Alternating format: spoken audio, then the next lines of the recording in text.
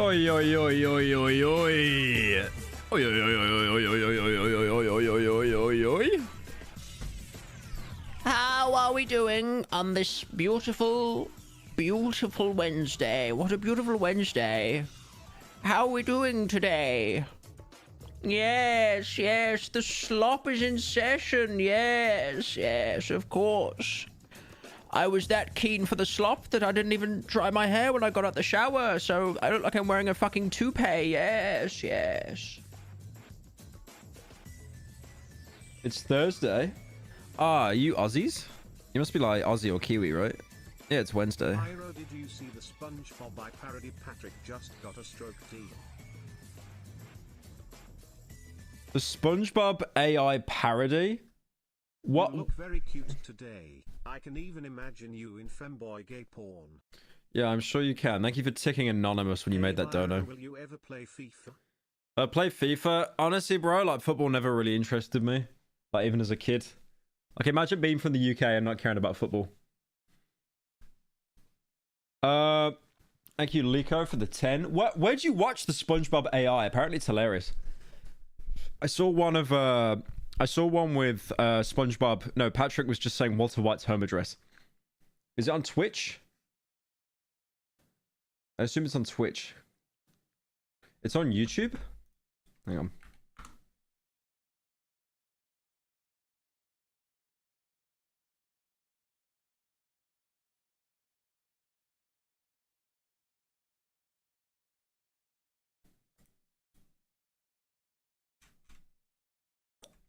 Thank you. Just a coincidence of the 4 months. What slop will I do today? Oh, we got some slop planned.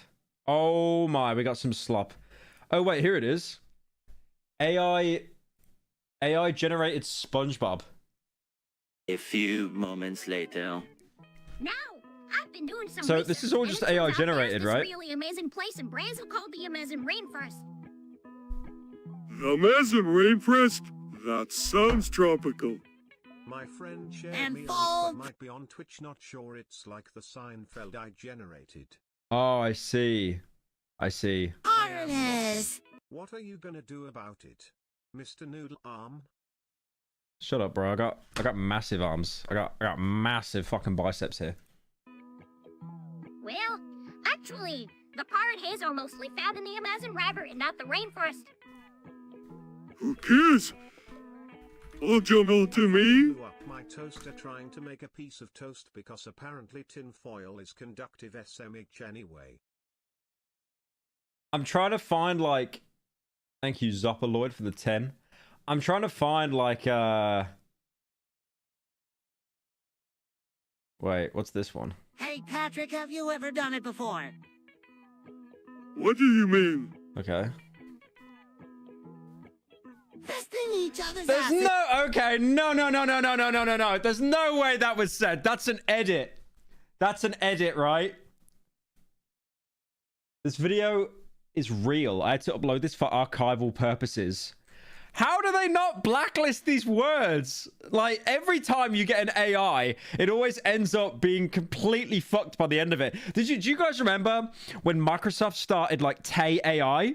And then it just started saying how great, like, the Austrian painter was and how much of an amazing person he was and how women suck. Women shouldn't have equal rights.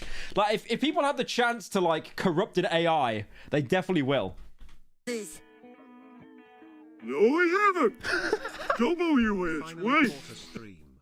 Thank you for the daily slop, Pyro. You've been a big help for me at tough times.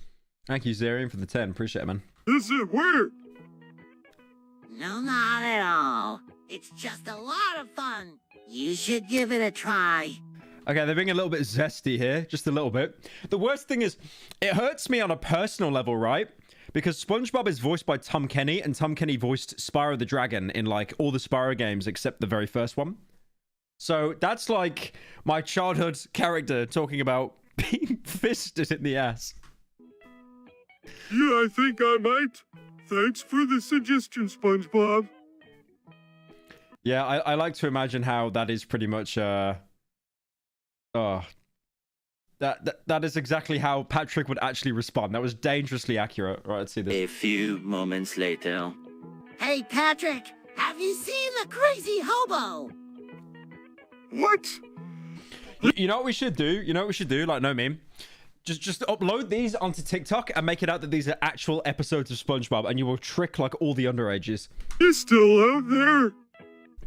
Yeah, he killed his wife and dog earlier today. No way. Is he dangerous? I don't know, but I think we should watch out for him. Hey, SpongeBob, have you heard about these nuts?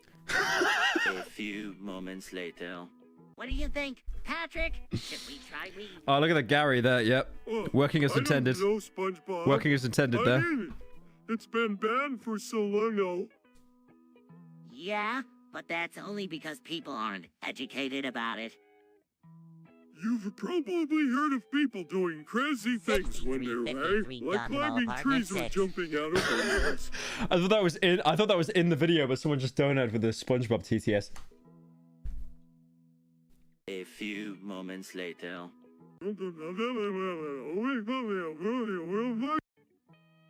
Wait, what? Hey, Patrick, I've been thinking about sex a lot lately. Yeah, me too. SpongeBob, I'm starting to think that it might be time we tried it out. Holy! Really? Holy! You think so too? They actually are gay. They are gay. It really does make sense now. Like, SpongeBob never had a girlfriend. Patrick never did. It actually makes sense now. Yeah, I mean, we're both adults now. It's not like either of us is going to get pregnant or anything. I suppose you're right. Maybe it's time we took the plunge. What do you think, Patrick? Do you want to have sex with me? A few You know the worst thing is about it? The writing for this is still somehow better than current Simpsons shows. Current Simpsons seasons have weaker writing than this AI-generated garbage. moments later. Hey, Is it canon? No, 100% it's canon. No, definitely. Babs, you are really you awesome. okay? You helped me get through the week where I was getting investigated by the FBI for trolling too hard. All love from America. Thank you, Ash, for the 10. Wait, you're being investigated by the FBI for trolling? Most normal Pyro viewer. What happened to you? It's a long story, but basically, I got addicted to Kidman. A few moments later. All right, Patrick, let's talk about cock and ball torture. Who writes these? What is that? Who writes these? Does no one watch SpongeBob anymore? Did they have to like make it like M-rated to get the audience in? Like you scrunge for 11 months. It's a type of DCM where the genitals are subjected to different types of torture. You know what? Okay, they're talking about cock and ball torture, right? Hang on. You know, I didn't even realize. You know when I did the video on Cry of Fear? You know what week is? Your biceps lol. My biceps are enormous. Look at this. Look at that.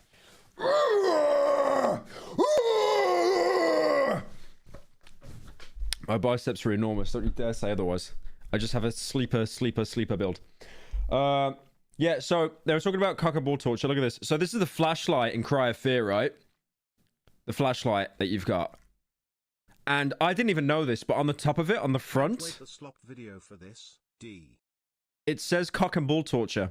They wrote the logo to say cock and ball torture. And that has been living rent-free in my head. So that's, yeah, I just got reminded of that. Painful. It can be, depending on the intensity of the torture, but it can also be a huge turn-on for some people. Interesting. I'm not sure I'm up for that, though. A few moments later. What's up? Someone in chat is saying, I've been taking kit. I haven't taken kit. Why does this have better script writing than main channel Pyro videos?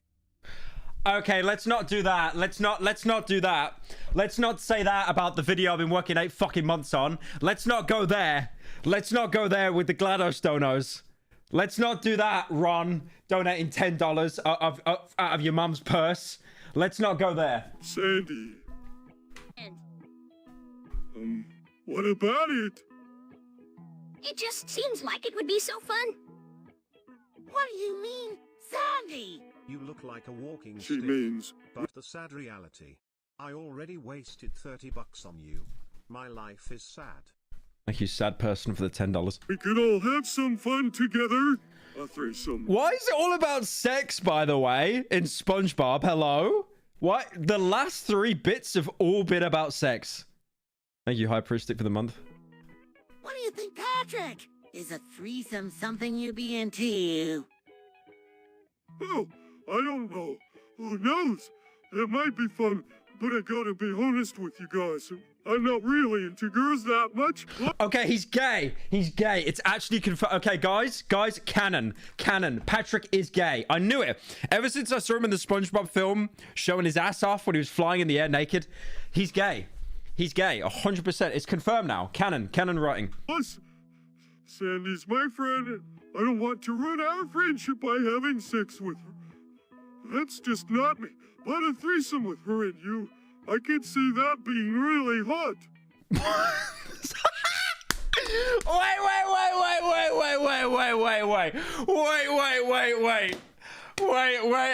Wait a minute. Okay, so he's saying he's not into girls, fair enough. And then Sandy's his friend, doesn't want to ruin the relationship, you know, like a friends with benefits. I get that. But then he's basically low-key admitted he would sit and watch. You know what else is small? You. Rigo. Feels okay and also has blue. You haven't shown your rabbit in a while and I'm getting worried. Thank you, Turbulent, for the 10. My rabbit's fine. He's just down the hallway in like a little hutch, little rabbit hutch. So anyway, he just admitted to wanting to be sat there in the cook chair. Actually in the cook chair. Now the gay stuff, that's fine. That's fine. It's current year, like who cares, right? Like who are we to judge? That's fine. But the cook chair. The cook have you guys heard the meme? Every hotel got the cook chair. This is Patrick Star. Look at this. Every hotel got the cook chair. I've noticed this as well. Every hotel I've stayed at, they always have that chair that just doesn't do anything. There's no desk for it. You can't work from it. It literally just is the cook chair. Every hotel has the cook chair. And Patrick Star would be sat on that chair. A few moments later. Hey, Patrick, how'd your day go? It was good, SpongeBob. I mean, that's great, but good. Why does Patrick actually just sound like Patrick? Because the AI like TTS is a little bit delayed and slowed, but because Patrick is literally slow in the brain, it is so fitting. Really? What happened? Well, I talked to McCrabs about going into rehab for his ketamine addiction. He seemed really happy about it. That's good news, Patrick. Mr. Krabs needs to get help for his problem. Do you think he'll actually go through with it? Given his track record, I doubt it. But we'll see. Imagine like if SpongeBob came out during like the Rogan era. Where like, you know, all the shows were like anti-drugs. Wait, is it Rogan? What was that president called? Reagan, not Rogan. Ronald Reagan.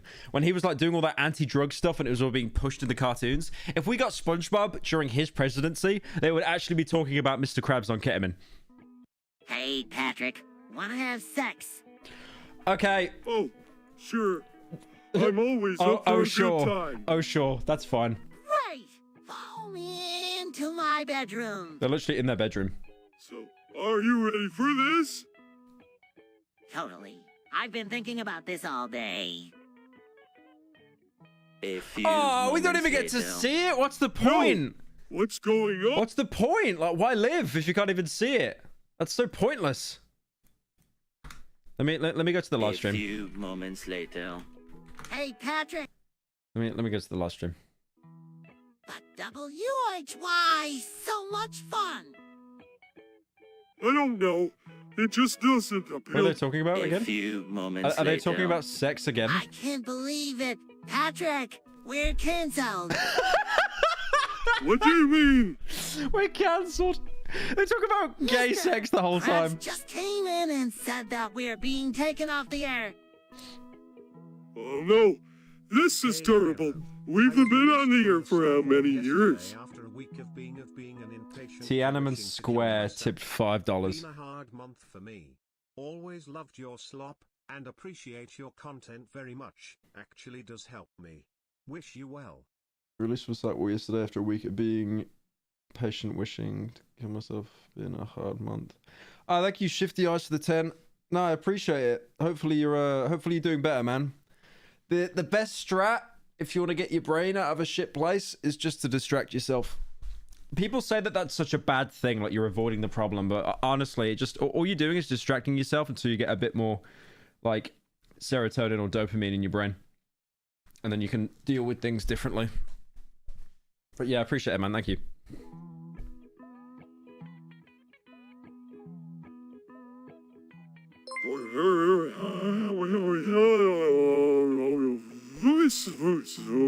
I agree. I agree with Patrick here. I do agree. It's pretty controversial, but I agree. I like how I tune in and he had a stroke. 7 seasons plus a movie. 7 seasons. That's a long time. What are we going to do now? I don't know. Patrick, I just don't know. A few moments later. Hey, Patrick. Hi, SpongeBob. What's up? Well, I was just wondering if you wanted to come over to Okay, my house this and will- play some games. Who's called Tiananmen Square? Sure. Tiananmen That Square. sounds like fun. Great. I'll see you later then. Okay, they're playing some games. That's kind of wholesome. Bye. Nothing wrong with that. That's actually kind of wholesome. A few moments later. Patrick, have you heard of the deceased Ligma? No. What is it? I'm not sure, but I think it might be serious. I read They're an article actually about it on stuck the in internet. 2019. We need to get them What out. does it do? We need to get them out. They are It stuck in causes people to 2019. die. Oh no. We have to tell everyone to get vaccinated. Why is this like an actual plot in a SpongeBob episode, though? It feels like Patrick would actually fall for that. So, Wait, someone in chat said Patrick, Parasitical's what do you watching. think of Fallout 4? Parasitical's watching. I don't know, SpongeBob. I'm not really into that kind of thing. Thank you, Hardick, for the 8 months. What do you mean?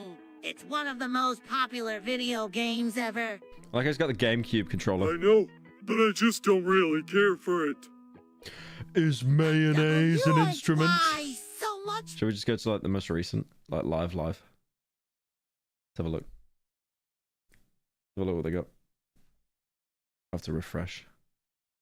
Batty like that. Who knows what kind of treasure we could find? A few moments later. Now, boys, I'm gonna need you to stay sharp for me this afternoon. Right, keep in mind he's got a ketamine addiction. Sharp as a tack, Mr. Krabs. Patrick's speaking skills. That's a name of fish. Patrick's speaking skills. That's my boy. Nah, I'm sure you both Patrick's remember the old Krusty Krab's speaking death. skills. The one where we gave them too much food and then charged them for it. Patrick's The very speaking one. skills. And I expect you twos, your nuggins, to think up some new way to give the customers this time around. Don't worry, Squidward. We'll come up with something. Okay, they're gonna do a crypto Now scam. get to work, 100% boys. they're gonna do a crypto scam. A few moments later. Patrick's speaking Patrick, skills. what are you doing? You can suggest ideas. I'm for how committing to talk tax about fraud, if you reach SpongeBob. level 5 on the Discord. What's that? Oh damn, really? Thank you, Mazzy, for the It's when 10. you don't pay all the tax Okay, you I owe. like Patrick here. The tax But evasion that's thing sounds illegal. really good in a video game. Yeah, but it's also really fun. Come on, it'll be a blast. You know what the funny thing is about A tax few fraud? moments You get later. charged the same as Hey, second-degree Patrick, murder. Have you seen Breaking Bad? Okay, this could be good. Okay. Yeah. Yeah. I love that show. Say good thing. Come on. Yep. Yeah, me too. I just can't get enough of that Walter Okay. White I guy. like this. I like this AI. I like this He's AI. so cool. I can't believe he's been able to keep getting away with all of his crimes. Well, Yeah, I know. It's like he's some kind of criminal mastermind or Wait, something. what season are they on? Like season I'm a 3? little worried about him. Are they on like season 3? Worry about him. WHY? WHY.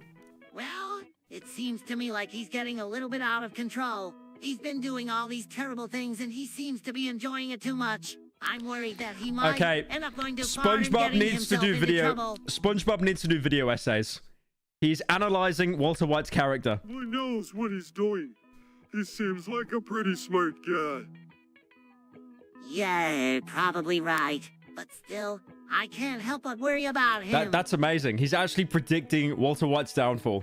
A few That is moments amazing. later. Patrick, What? what are those things? Oh, these are Minecraft sex mods. Mods? What do you mean by mods? Oh, Minecraft sex mod. Well, Okay, it's a you don't way need of to explain increasing it the to her, sexual bro. experience in the game. There are all sorts of different mods out there. Ones that make the creatures look different. Ones that make the sex scenes more intense. Sex Ones scenes more that add new intense! storylines. I'm done. I'm done. And you've tried them all out. Oh yeah, I'm a big fan of the mods. They really take the game to a whole new level. He is literally me. Really? How so? He is literally me. Well, for starters, the sex scenes are a lot more realistic with the mods. Added storylines can be really hot and steamy. I mean, just should try it out sometime. It's a lot of fun. You can see like Gary just begging him to stop. Like, please, man. A few moments later. Holy shit! Like Patrick's a little I've bit. been thinking It's a little bit kinky. Oh boy, what about? about those kidney-laced Krabby Patties. What about them? Do you think they're sex? Who knows? But they're definitely more fun than regular Krabby Patties. Great joke. Critically. Yeah, he's having a brain aneurysm. Yeah, he's having a stroke.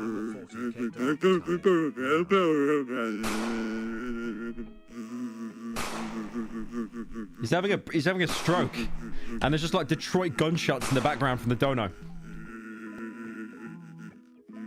This is the true definition of Patrick's speaking skills. He's actually using all of every neuron in his brain to speak. Hey, Patrick, what's up? Not much, SpongeBob. Just talking with Sandy about stuff. You. I just telling Patrick how I'm going to be the new queen of the squirrels. Okay, that's pretty wholesome. How can this go wrong? What? That you can't be the queen of the squirrels. You're a squirrel. Yeah. I was born a squirrel and I'll die a squirrel. Is that the one wholesome bit we've had? You don't even have a tail. Okay, he's just blind. That's because I lost it in a battle with a gang of raccoons. Are they all on fentanyl? Like she has a tail. It's right there. A few moments later. Patrick, have you ever heard of SpongeBob or? No, I'm not watching this. No. It's when someone eats another person. No! Why is he playing this? Why would anyone do that? No! I don't know, but it's a real thing. No! I saw on the internet. Nah, we're done with this. I don't want to see it. Nah, we're done with this. Or think about it. Nah, we're done with this. We're done with this. We're done with this. We're done with this. Oh my Lord, baby Jesus. I'm not being called out like that. Oh, no. No. That was, no. I don't, they know you're watching. It's an AI.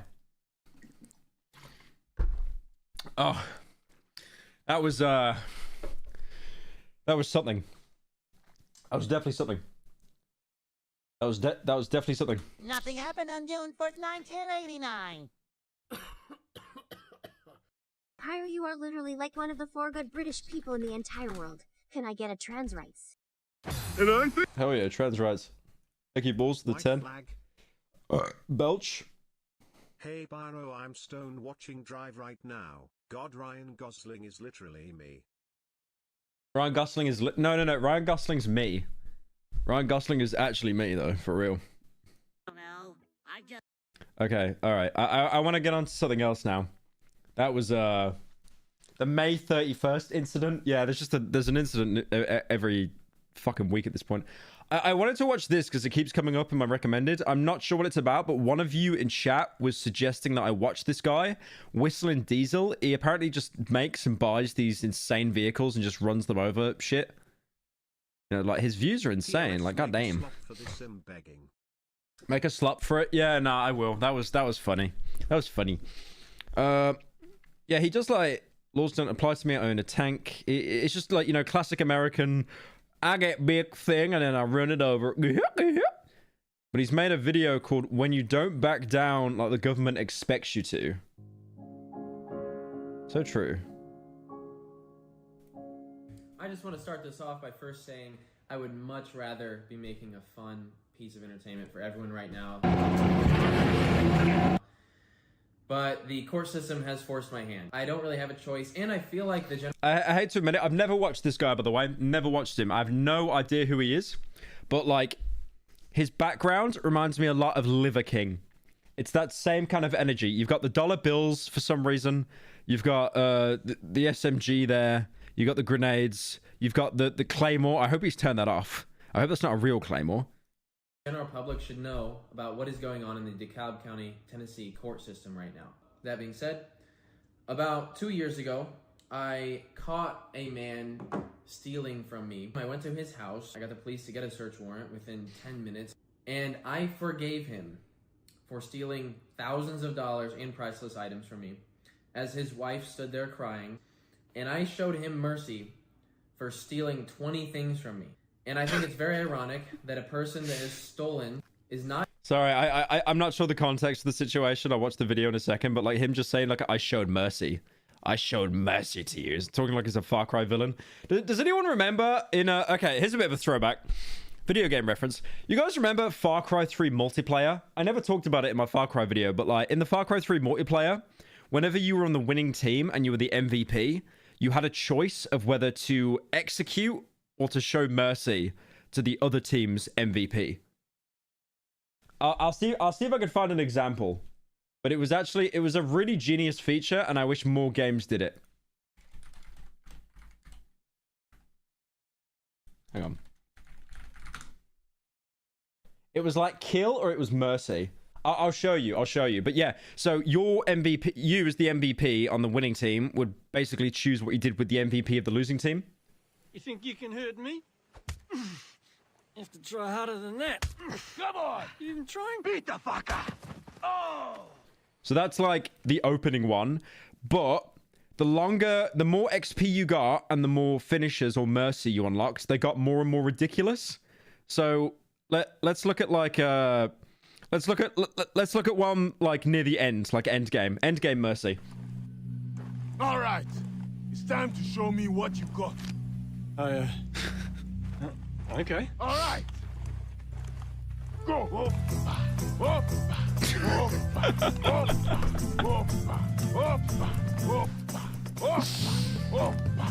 I like you've just got the disappointment of your teammates as well. It's time.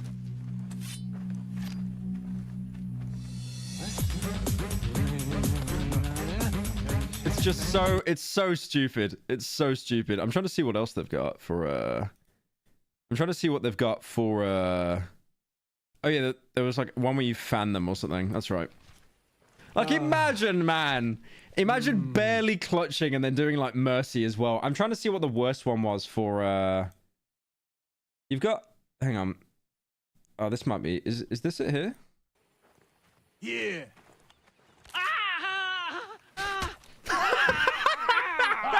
What a little Oh my god, the T. Okay, you couldn't have that in a modern game. You couldn't have that in a modern game. What the hell? I love Far Cry 3 now. Not in jail, and I and a friend may be going to jail for allegedly splashing with jet skis. So this video isn't meant to be slanderous in any way whatsoever. Wait, why is he going to jail for splashing on jet skis? Like, Ace family did that, and that was totally fine. You guys remember that, right? They were on jet skis, and they were literally causing like a mudslide. They went on like, yeah, they went on like a jet. Okay, that's not what actually happened, by the way. That they did not cause that much of a mudslide. But the Ace family had a jet ski on their pool, and because it was so high up, they were causing all the water from their pool to like go down and like hit the other residents and cause like a small mudslide. Everything I say is factual. I have the paperwork right in front of me. So on May 12th, 2022, I was on a lake filming a video with some friends, and after we were done filming that video, we went jet skiing. There was not a single other person on the lake. Me and my friend are just riding jet skis how jet skis are meant to be used. We're not getting in close proximity. We're not trying to hit each other. We're not doing anything dangerous. A boat of 4 TWRA officers, which is their version of the DNR, pulls up, but then charges my friend and I for reckless operation. We're giving you a big break, okay? You are getting charged with reckless operation, and then... I like the meme images on the top right corner, because I'm actually not sure how to feel. Thank you for putting Robert Downey Jr. Flabbergasted. You are getting charged with reckless operation, and then no butter egg. You gotta have butter egg off. Which is a Class A misdemeanor in Tennessee. I got the same charge as a DUI. The max penalty. Wait, so what was the charge again? My friend and I for reckless operation. Reckless operation. That... I feel like that's such a cope that could be applied to like anything. That's so up to the officer you're dealing with. If you're dealing with an officer that's like a complete bastard and he woke up and his wife already left to like, he woke up in the cook chair this morning and his wife and the bull was already gone. Like he's probably not in a good mood. But then if you deal with like a nicer officer, maybe he wouldn't really care that much. I don't know. I feel stuff like that is just like that was reckless. Why? You were swerving a lot. So stupid. Thank you, Ian Butcher, for joining. Holy! Is your profile picture Tally from Mass Effect? Holy based! Okay? You are getting charged with reckless operation, and then no butter egg. You gotta have butter egg off. Thing is, if there was like, people in the background and stuff, like kids on like a floaty or something, or like people with boats, like, and it was pretty crowded, I would kind of understand that, because you'd be like disrupting the peace a little bit. But again, it's like, look how barren this lake is. I'm sorry, you got it. I'm charging you with a reckless operation. You're disturbing the fish. Which is a Class A misdemeanor in Tennessee. I got the same charge as a DUI. The max penalty for that is a year in jail. This is my first time on a Tennessee lake. This officer was 100% unapologetic for this. There was no suggestion of a warning. So we go to court. I'm assuming that this is going to be like a speeding ticket. I'm like, all right, we'll just get this taken care of. It's not that big of a deal. Yeah, I think it sucks. Like, again, it's always down to what officer you deal with, right? Because you could deal with, like, I remember once I got pulled over. Well, I didn't get pulled over. I was in an Uber and my Uber driver ran like 2 red lights and then the cop like pulled him over. And he was like pretty nice to the driver, to be fair. He was like, he's basically said like, you're a fucking moron. Like, you know that, right? But like, I'm not really going to like fine you or anything. And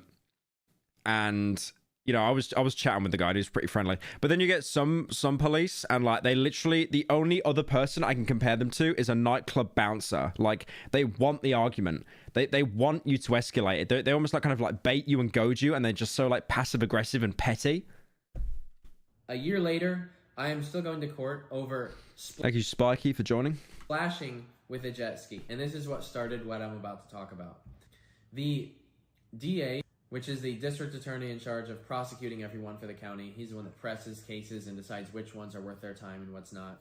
He takes me and my friend John into a dark room. The lights are off in this room with the 2 officers.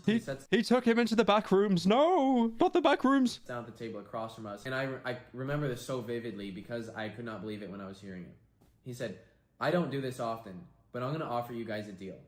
You have a lot of pull and following on the internet. I know that you could get a lot of people to go to our Voters Ed class. Make a video inviting people to our Voters Ed class. Oh my god. Everything. Now, that's blackmail. Well, okay, that's bribery at least. That's insane. Literally saying, make a video promoting us and it'll all go away. That is insane. I mean, that is okay, that kind of is blackmail though, because it's like, if you don't do it, we're still going to press charges. Oh my god. What if I was someone else who didn't have that? Would they be offered that deal? Or are they just going to press the charges? All right, go to jail for a year. So They knew who I was because I had made a video on what happened that day, and they thought that they could get a video out of me. I said, no, I mean, I have sponsors. I can't just make a video on any random subject. This is my business. I say, no, this is unfair. You can't extort my business in exchange for promoting your government agency. He's all offended. He's like, all right, well, it's off. Most normal American police. I mean, we know that they accept bribes. Why do you think in like video games you can literally bribe the police? I swear, like mafia games, you can bribe the police to look the other way. Table then or whatever. All right, this is like an episode of CSI now. We walk out of the dark room. John and I go to walk down the hallway to leave, and he says, oh, come back here. My son or the kid that works here, I forget, one of the two, wants a photo with you. I was nice and took a photo with his son, but why would a government employee, a DA, ever do that? How can you look at someone and tell them to take a photo with your son after you just tried charging them with a year in jail? That just started everyone off on the wrong foot. Yeah, that's just flexing. And it really just shows like where that DA's priorities are. That is madness. It's like, oh yeah, so I'm just gonna casually bribe you. I could lose my job for that, but yeah, if you guys can make a video, that'd be great. Also, get a picture with my kid over here. That'd be great. He's actually a big fan. I've actually got PewDiePie next. I'm gonna sue him, and my son also wanted a picture. So I made a video talking about it, and the DA saw this, and he has made it his absolute effort to try to push this through. One day we go into the court for the preliminary hearing. We're the only ones dressed up in suits because we haven't murdered anyone or dealt meth. The judge is sitting up there, and they cross-examine the officers that pulled us over that day. They say, were you wearing body cams? No, we weren't wearing body cams. My lawyer asks the officer that pulled us over, what did... This scares me, man. This makes me think, like, if I ever went to America and did anything, I feel like I'd need a body cam on. Because, like cops can just lie. They can just flat out lie, and, like, they'd believe the authority figure over you. No wonder that everyone in the world has a dash cam on their car. I feel like everyone's going to be having, like, body cams next. Again, I've said this numerous times. The UK is a shithole, but the one thing that we've got is we're not America. What did you witness them doing? He says, I witnessed them operating their jet skis within 30 yards of each other, which is 90 feet. He then asks, what is the legal operating distance of two watercraft between each other? He says, 150 feet. The judge then corrects the TWA officer and says, no, it looks like it's actually 100 feet. So you're telling me that this officer could tell from half a mile away through binoculars that we were within 10 feet of getting a year in jail. Ever since that pretrial, I was waiting for the audio recording. I had my lawyer submit a request. A month goes by. I call, finally. I say, hey, where is our pretrial? I would really like this pretrial. Sorry, we can only give that to your lawyer. So I said, all right, well, he's going to come pick it up. See, what Whistling Diesel doesn't understand is the cop was eating his carrots. He actually had 20/20 vision, and he could actually see if there was a 10 feet gap half a mile away. You silly boy. You silly boy, Diesel. You should have just taken the offer in the dark room. In the dark room where they've got probably like night vision cameras and parabolic microphones. Sorry, we're having problems with our system. No, he's going to get it Monday. They're stalling as much as they can for us to not have this. My lawyer drives 2 hours to the courthouse Monday. You mean 10 donuts apart? Come on. The cop donut joke, come on. Thank you, Ham Sandwich, for joining. And he picks up this CD, DeKalb County Prelim, State versus Detweiler. This is going to be like the CD in Breaking Bad where like Walter White's admitting that all his crimes. You know that? You know that scene where it's like, my name is Walter Hartwell White. I live 308 Negra Royal Lane, Albuquerque, New Mexico, 87104. I am making this as a confession. We get the CD, and we try it in literally everything. CD.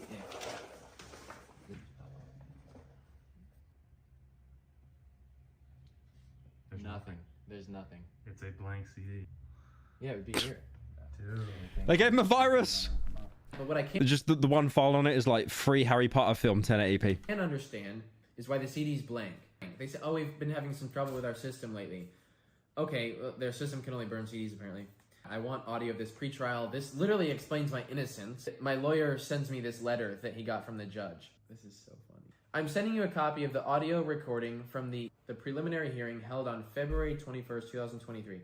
This audio is released to you as counsel for the defendant to assist in the defense of the pending case. While I understand that you may need to play this audio recording for your client as part of your preparation, and you may need to share this with the co-defendant's counsel, you are not authorized to disseminate disseminate or distribute this recording to any other persons. And this recording shall not be published in any form on any social media or any media platform. This applies to your client or anyone acting on behalf of or in concert with your client. Should you have any problems with my instructions, you're welcome to contact my office to discuss this with me directly. All right. You want to play that game? Is the district attorney Billy Mitchell? Is it Billy Mitchell? I don't even understand how you could be this corrupt. They don't want me to have anything to talk about on social media because they know that I'm making videos talking about what's going on in the court. I don't care if their equipment's not updated. Sure, it'd be fine if the CD actually had anything on it.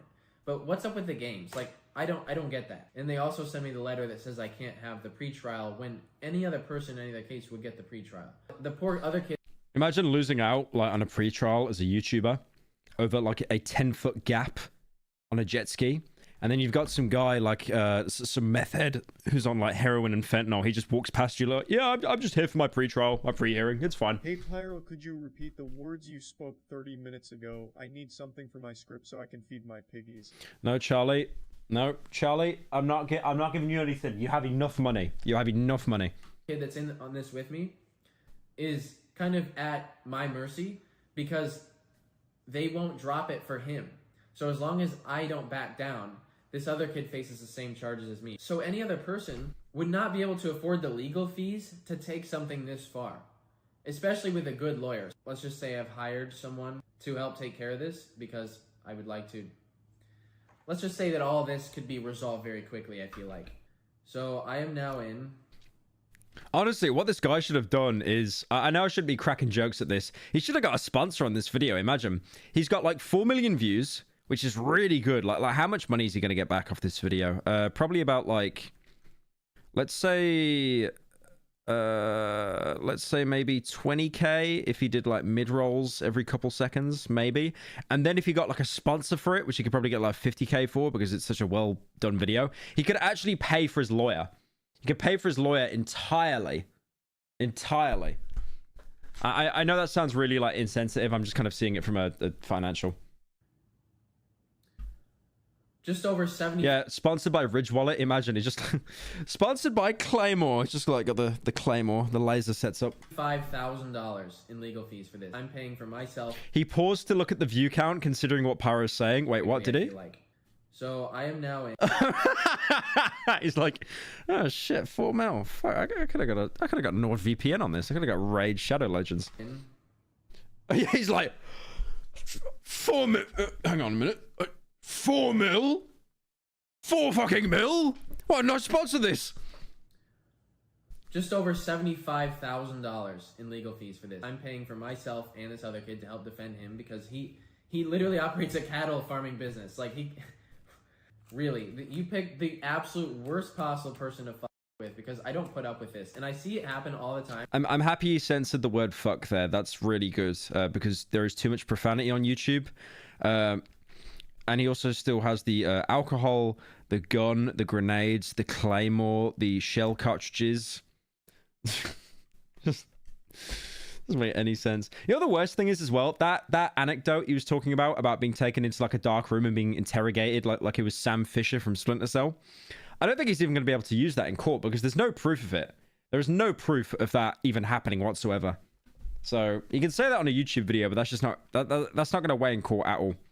That's just going to turn into like he said, she said. Protest against courts seeing civilians as vulnerable and weak people that they can take advantage of, and to help pay for $75,000 in legal fees. I have made the jet ski. Oh no, he got on it. He didn't do an ad read. He did merch. Now I hand drew this. I literally whipped it up in 30 seconds on Photoshop. Why does that go kind of hard though? That actually goes kind of hard though. So it says, I like that. Eliminate him. Eliminate him. Bad, ban water. No. Okay, this guy's got an art degree. This guy's actually got like an art degree. Oh my god.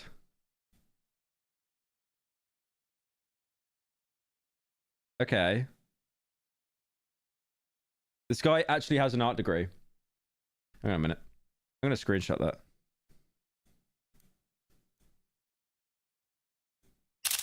Alright, nice.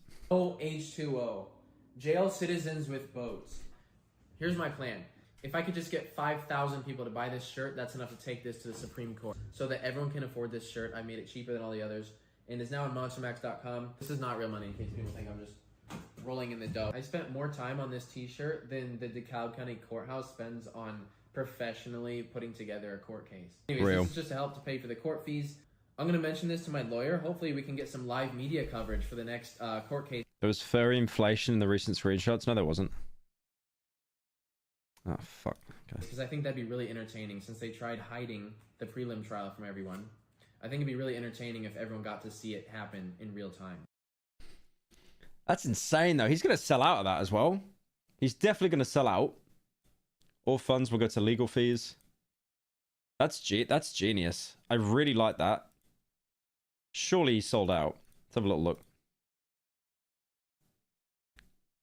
Iconic hoodie. Drop bombs tee. Okay, this is kind of cool merch, actually. There it is, the jet ski. Yeah, that actually goes kind of hard. I like that. Anyway, I want to watch this one now. This is the worst Garry's Mod ripoffs.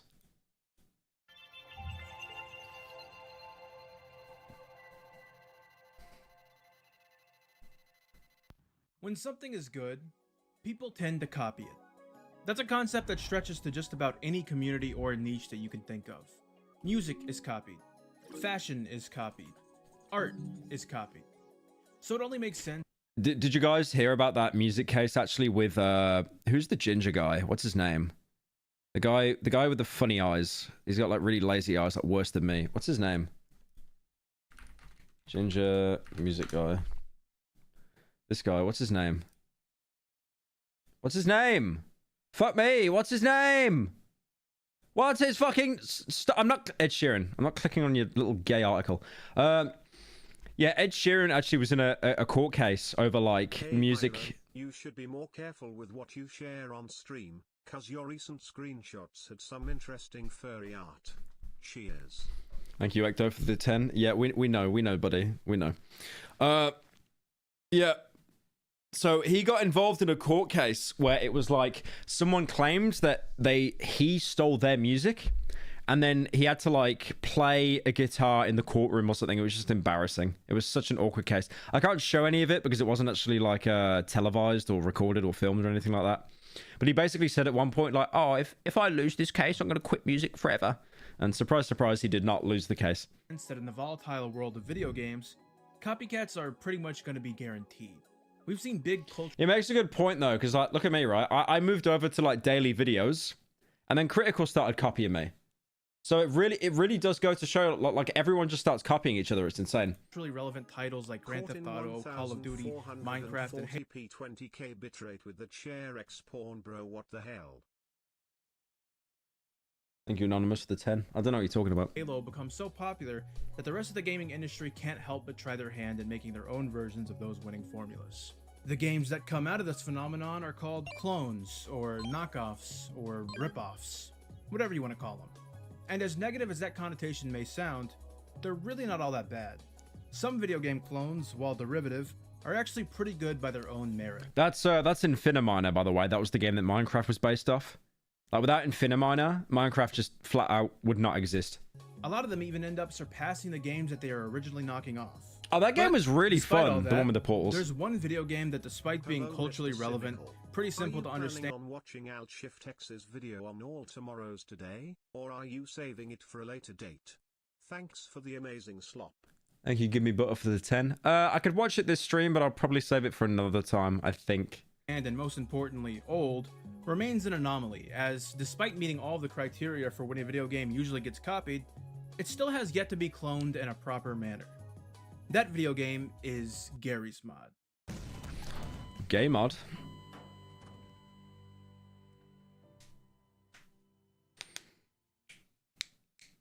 Garry's Mod is in a really strange spot.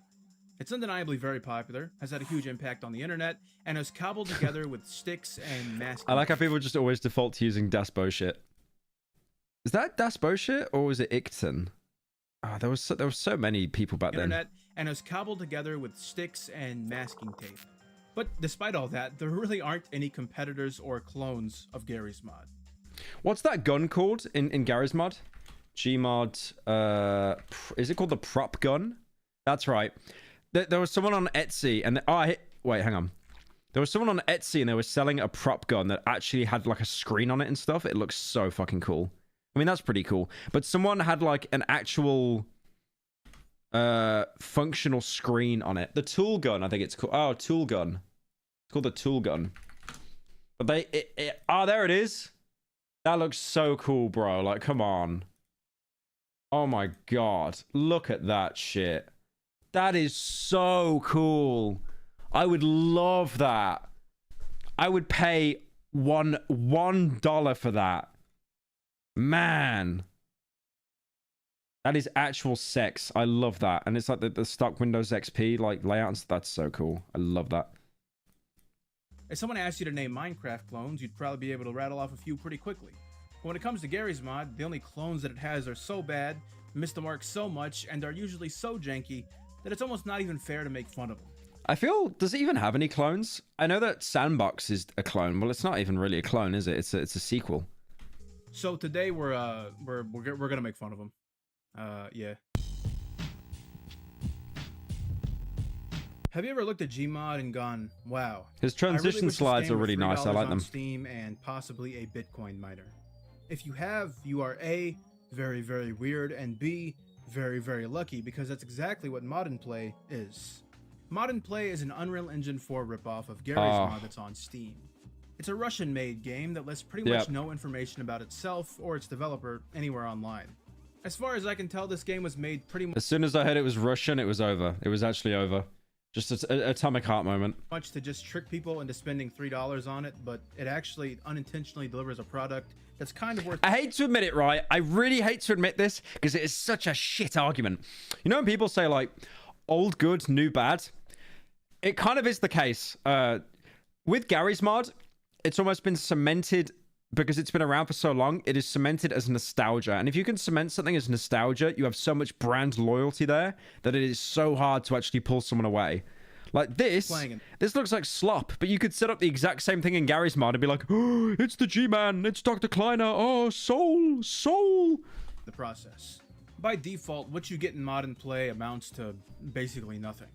There's a very limited selection of super generic weapons, maps, and props that clearly had no effort put into them, and stream that the soldier in TF2 should be buffed, more ammo, more damage to the Pyro class, and also bigger rocket hitbox. Thank you, Soldier. No, fuck you, Soldier Main TF2 for the 10. Okay, so how can you buff the soldier's damage when he one-taps everything? How can you buff the soldier when he gets 4 rockets per magazine? Doesn't make any sense, by the way. And he one-shots everything. And then you'll say to me, oh, well, he doesn't one-shot a heavy, actually. He doesn't one-shot a heavy. It's like 2 to 3 rockets to kill a heavy. Well, the soldier would just get a critical anyway, out of pure fucking luck. It's funny, actually. The crit chance is so incredibly low for all classes, but with the soldier, it's like 99%. It's insane. Stupid NPCs that just barely meet the bare minimum requirements to be considered AI. That looks awful. I really want to describe this game as... the copy off of you, bro. Get out here, Charlie. Okay, Pyro, keep doing your sloppy slop. You killed Charlie? You killed him? Damn, that was kind of cold. I mean, I got no more competition now, but it's kind of cold. It's janky, but I don't know if that would be the right word for it. Gmod is janky. That's what makes Gary's mod Gary's mod. But Mod... He only does 100 damage per rocket. Yeah, you forgot to add a 0 on the end of that. Play is just nasty. I don't think there's even a single original asset made for this game. As far as I can tell... That's the June buggy from Far Cry 2. Every single asset has been... That's literally the June buggy from Far Cry 2. What? ...and lovingly ripped off the Unity asset store, which is pretty par for the course of these types of games. Credit where credit is due, though, there is some amount of effort put into Mod and Play, I guess. It has peer-to-peer multiplayer that, from what I can tell, works just fine, and comes with some pretty neat stuff like embedding YouTube videos, text screens, and a prop resizer tool, which Gary's mod, for some reason, still has yet to introduce. It's like, it looks so soulless because it is just a big box as well. Since 2014 and now revising for medical school finals. Thank you for the high quality videos and also the daily slop to help me keep sane whilst studying. Thank you, Maddie, for the 12. Appreciate it, man. Oh. Why Pyro, my favorite yummy tasteful slop producer. Are you familiar with the web series Buckbow? The whole experience may amount to only 6 minutes, but it will change your life the way you change ours. Lou from Birmingham. Thank you, Ivory Diego, for the 10. Bugbow. Yeah, I've never heard of it. Never heard of it. The driving is also just straight up better than pretty much. Why does he look like a child in that car? Look at him. He looks like a little infant in that car. It's also just Why is he straight so up short? better than pretty much any Thank you, vehicle, Cancerous, for the official or 9 months. otherwise I've ever driven in Gary's mod. I mean, it still feels really bad in modern play, but it feels better than Gmod. Anyway, my point was before the dono, like, because it's a big empty box, it feels so barren. Like, that's why the stock maps in Gmod were always like, you know, GM Construct, GM Flatgrass, because there was at least something that was tied to the actual Source engine in the actual Half-Life games. Yes. Weapons are the bare minimum. They feel like duty, and the view models lack even the most basic of polish. As much as people hate on Gmod's default arsenal being limited, you start to miss it quite a bit when your only 2 weapons are the nastiest AK ever, paired with the ugliest Glock known to man. The gravity gun model is— Yeah, that AK looked rough. That looked like a first-person mod in GTA. I played GTA 4 with the first-person mod recently, and that's exactly what it looks like. It does not look functional. AK ever, paired with the ugliest Glock known to man. The gravity gun model is also just insane. I can't even tell what this is supposed to be. It looks like somebody made a gun out of like a grub or something. I don't know. The tool gun, instead of being a cool revolver, is just your fingers making a gun shape, which I mean, okay, that's kind of based actually. Now, all of that should be just about all there is to this game. A pretty boring ripoff that's severely lacking in content. But Mod & Play comes with a twist. The one thing that Mod & Play has over most cheap Steam shovelware is that it actually has a workshop. Like a real proper one on Steam, just like— Someone added the entire San Andreas map, and the forest, and City 17. Holy shit. Gary's mod. As you can imagine, it's mostly full of people porting over stuff from Gmod that the game doesn't come with by default. Think things like GM Construct and Half-Life 2 player models. But people have also taken to porting over full game modes like Murder. I remember in a previous stream you said you would like to do a fan mail video but haven't really gotten anything big to do so. Don't worry, you cute little lesbian, I'll hand make you something you'll like. 01. Ah, thank you, Greek, for the 10. Yeah, guys, actually, good point. I'm going to do a P.O. Box stream soon, like unboxing stuff. So if any of you want to send me stuff, just go into the description of this video or the about section on my channel and you'll get my P.O. Box address so you can send something there. Send me things! I want to open things on stream! And even an infinitely generating Minecraft game mode. Some of the stuff on here is actually pretty interesting, solely for the fact that you straight up can't do it in Gmod. Is that the Habibi? Is that the fucking Habibi kid? Hang on a minute. I think that actually is the Habibi kid.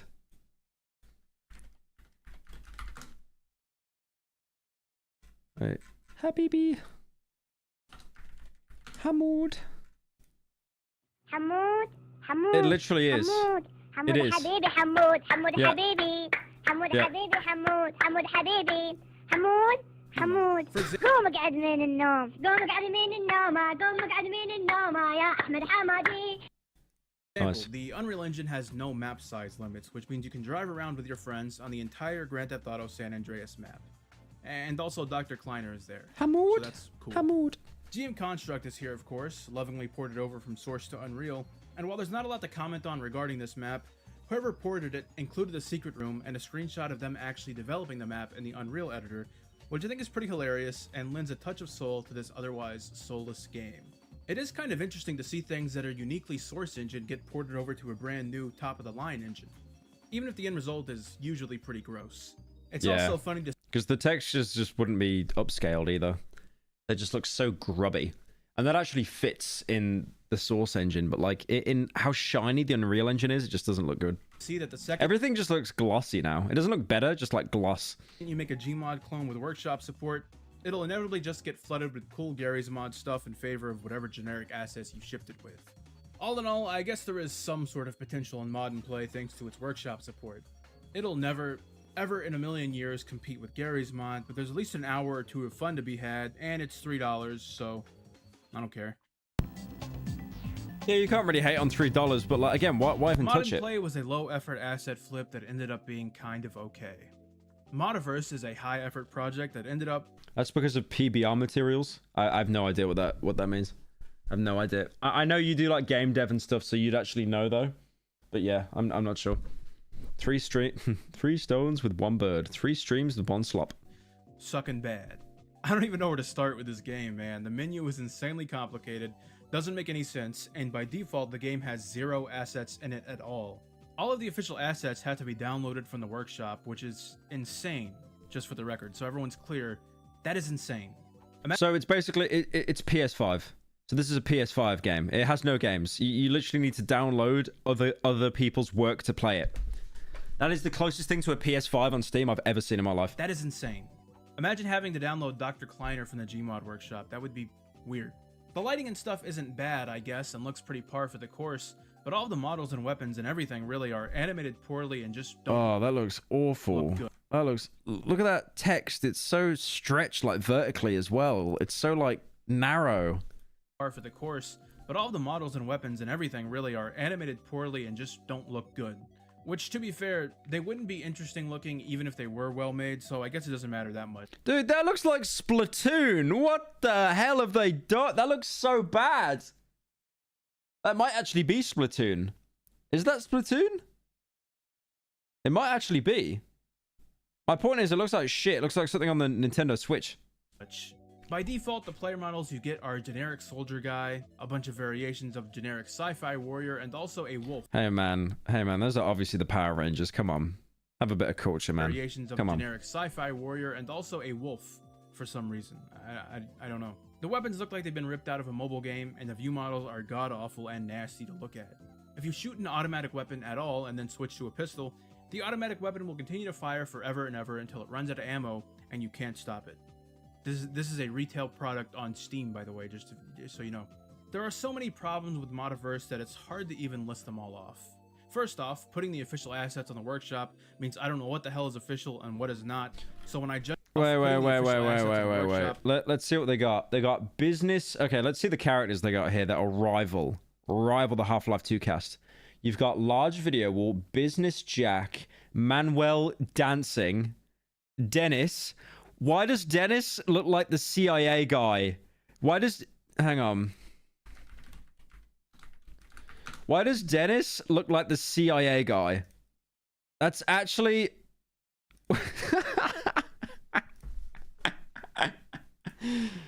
Bane?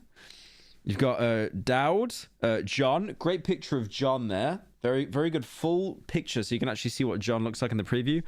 Paul, who looks like the Spanish guy in the platform film. Quint, surgeon. I am a surgeon. Zeef, photographer. Looking up guy. I like looking up guy. He's actually my favorite character. And then Zeef. I like looking up guy. I also like Ladder. That's probably my favorite character.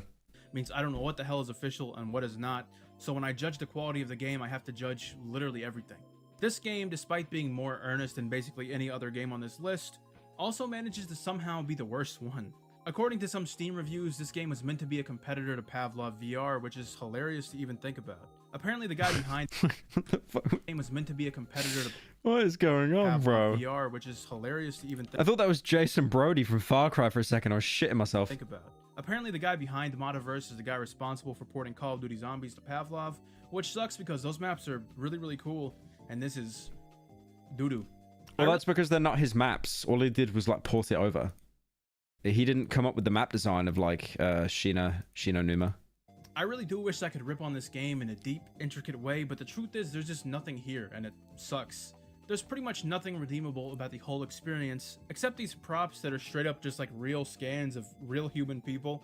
You can spawn this guy named Manuel, and he does a little gay-ass dance. Oh, hell yeah. That's pretty cool. I'll show those moves, so that's bro. Modiverse. It's a Garry's Mod ripoff that is so bad that it is literally less fun than Gnome Jigsaw Puzzles. Gnome Jigsaw Puzzles. Solve Gnome Jigsaw Puzzles. Gnome Jigsaw Puzzles. Oh, hell yeah. That looks fun, though. Yeah. Kaboom. Okay, that actually looks fun, though. I might stream that one day. That actually looks fun. Nuclear bomb gif. GoMod is Gmod, but with an O in it. But it's also a mod for Half-Life 1 that aims to be for it. Wait, that's Gold Source, though, isn't it? Gmod was for Half-Life 2. This one's a lot less of a ripoff and more of a fan project, but it's still running off with Gmod sauce, so it deserves to be on this list. GoMod, to be honest with you, is not bad for what it sets out Yeah, to be. that actually doesn't look bad. Like if you're basically downgrading it to the original source or gold source, then like you've actually got a fair amount to play with there. It sets out to be Gold Source's version of Gmod, and it accomplishes that pretty well. Along with Half-Life 1 assets, you can Because it's gold source, there'll be physics as well, I think, right? I think? spawn stuff and No, I don't think there are, actually. play maps Like there's no ragdolls in gold source, I don't think. from a variety of Gold Source games like CS 1.6 and Half-Life's expansions, which makes it pretty interesting, actually. The only problem I have with it is that it came out in 2010, 6 years after Gmod did, and it frankly just doesn't really serve a purpose beyond novelty. Maybe if you're someone who wants to make films or YouTube content or something in Gold Source, this could be useful, but you're probably better off just using cheats or something. It does have its own version of GM Construct, and as you could probably guess, I think that's pretty cool. If there's one thing these Gmod ripoffs are useful for, it's... I like that. I think that's actually really cool. I mean, obviously been overshadowed by Gmod. But yeah, there is a lot of novelty to that. to see weird alternate versions of GM Construct, and GoMod delivers on that pretty nicely. Like, if you wanted to do, like, a machinima, like, for example, like, shit, I mean, you know when I was doing the Cry of Fear video? That runs off Gold Source. If I knew about this, I probably would have done, like, some kind of machinima or something using the engine on this. I think. I actually used to play GoMod before I had a computer good enough to run Gary's mod. Already, you should watch Skinamarink. It's a cool indie horror film on YouTube. Thank you, Ethan, for joining. Thank you, McDonald, for the 10. I've actually watched Skinamarink. I might do a video on it. I don't know. I saw Wendigoon cover it pretty well, and I'm not sure like what I can add on top of him. But I did like Skinamarink. And I'm sure there's plenty of people who were or are in a similar situation, so I can't hate on it too much. Also, I guess the developers behind this mod saw how popular JB mod got when it came back to life, so they decided to do the very same thing and also rebooted GoMod and called it GoMod Reborn. As far as I can tell, it's just the original GoMod with a bit more effort put into it to make it feel more modern and more like Gmod, so that's cool, I guess. But for me personally, I need to be able to make ragdolls slam their head against walls at 900 miles an hour, and GoMod will never ever be able to deliver there's no physics. For that reason, no ragdolls. It is fail. Sorry. I wouldn't say it's fail, but like it's I think when Ratlobber said it was a novelty, that was pretty much summing it up. Listen, I don't really want to talk about Roblox unless I'm being held at gunpoint, but it came to my attention that Roblox has a thriving community of people making Gmod clones and raise... Wait, he was saying people? What did he flash on the screen? Gunpoint, but it came to my attention that Roblox has a thriving community of people... Is it Wojak? Yeah. People making Gmod clones and Ray's mod... Oh, because his voice broke. ...is supposedly the best one. Now, who is Ray? Apparently there's some really good games on Roblox. I remember doing that weather survival mod once with some mates. I want to actually do a video at some point on like the Doors horror game, because that actually seems pretty cool. Clones and Ray's mod is supposedly the best one. Now, who is Ray? The Mexican guy from Achievement Hunter, I guess he made a mod. I don't know. Ray's mod, I'm sorry to say. It's really good and the only horror game that's ever genuinely shocked me. VN Echo. Thank you, Leo, for the 10. What is VN Echo?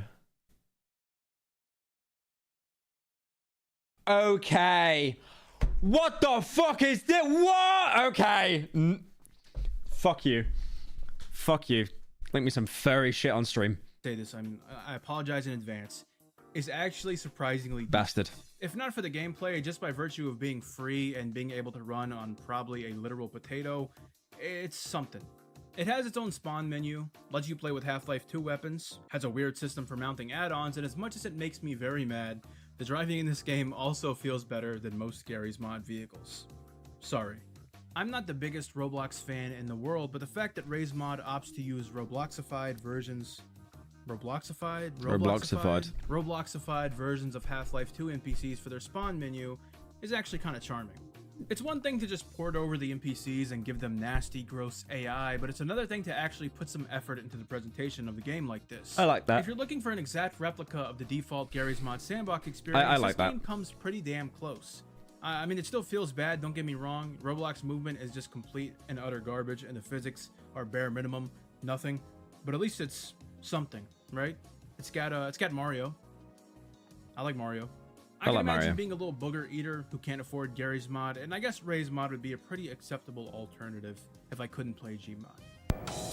A new morning has come. Imagine the amount of like kids that'll actually play that and then they'll never actually play Gary's mod because of the paywall. Bmod is different from every other game on this list. Not because it's secretly good or anything, but because Is that you on can the play phone? it on your mobile phone. Oh my I'm not even god. gonna pretend like there's any depth to this game. I joined a server on the worst knockoff of GM Construct that I've ever seen. Tried to give this random Indian kid a piece of wood, and then he blew my head off. No, I haven't. Thank you, Capybara, for the 10. GM Construct that I've ever seen. Tried to give this random Indian kid a piece of wood, and then he blew my head off, which meant that I was forced to watch an ad for a game called Raft. So, that's... Thank you, Richter. Oh, wait, it's actually Richter. Watch the new Blobber Time video. I'll check it out. I don't know if I watched it on stream. I don't even know what you've uploaded. But yeah, I'll check it out, man. Have you seen the game Frontlines on Roblox? Frontlines, isn't that the one that Charlie played and it actually just looks like Battlefield? It actually looks like Battlefield. That's the game. Well, those were some pretty based and cringe Gary's Mod ripoffs. I'm not gonna lie, I dug pretty hard to find some games that are actually making an earnest attempt to knock off Gary's Mod, and what I found was pretty much nothing anyways. The fact that Gmod really is just too unique to be copied makes it pretty cool. Gary's Mod has been... Oh yeah, Richter, didn't you hit like a milestone recently? Hang on. Let's have a look. Oh, I thought you hit 200k. I swear you were celebrating something on your Twitter. You celebrated something. Maybe it was your birthday or something. Yeah, congrats on what it was. I wish I fucking remember what it was. Why everyone loves Half-Life 2 beta? Yeah, fuck it. I'll watch that. I'm actually really interested in the Half-Life 2 beta. Because they seem to have scrapped some like really, really interesting stuff. For like better or for worse. And then they replaced some of that stuff and put it in Hunt Down the Freeman. Alright, let's give it a watch. Good evening. Every single year, millions of people around the world get excited for upcoming video game releases. This has been happening for decades now, for as long as video games have been a thing. And if you're watching this, then I'm sure there's at least one video game release you can remember getting hyped. Half-Life 2 beta is dark. Yeah, it really was. Because they had Victor Antonov as like the art director, right? And he did some like really dark shit. And then they were like, it's a little bit too dark. Could you pull that back a little bit? I mean, he did the design for Dishonored, the first Dishonored, Victor Antonov. So, and you know how like grim dark that world is. Pyro, do you have a favorite historical person? Your mother. Thanks, Rabies, to the 10. Look up Radio the Universe. It isn't furry porn, I swear. Radio the Universe. You're getting timed out if this is fucking furry porn. Okay, it's actually not. Holy milk crates! What is this? That actually looks kind of spooky. Alright, I'll keep an eye on that. Back in the day, launch dates for games like Halo 2 had passionate fans literally setting up camp tents outside of GameStop buildings overnight just to be among the first to play them. But how far would you be willing to go to get your hands on a new game? Would you be willing to camp outside a game store? Would you be willing to illegally pirate it using shady software? It's madness how like midnight releases on games are just dead now. They just don't exist. Because everyone just buys that shit online. Like, why queue up for a midnight release of a game when I can just set my VPN to New Zealand or Australia and just get it like hours before my mates do? And if the game you wanted to play wasn't released or pirate it? How about you get some fucking money? How about you get a job? You parasite, pirate it. The only thing you should pirate in a video game is a show that you can't get in your country. That is the only thing I'll allow. Anything else? Stop being such a fucking brokey and get your money up. Or even finished yet, would you be willing to hijack the internal server network of the company working on it just so you could illegally download a copy for yourself? To most people, that last part might seem a little bit over the line. But back in 2003, one little German boy didn't think so. And his actions are responsible for birthing one of the most prolific video game mythos. Like, bro, I was on Reddit today. I was on the Reddit website where you post anonymously, and like there were people saying, how do I pirate the System Shock remake? And that shit's on GOG. That's on Good Old Games. Like, how broke are you? How many down payments? How did you just move from like a fucking shelter from day to day with your Razer 18 48 gigabyte laptop?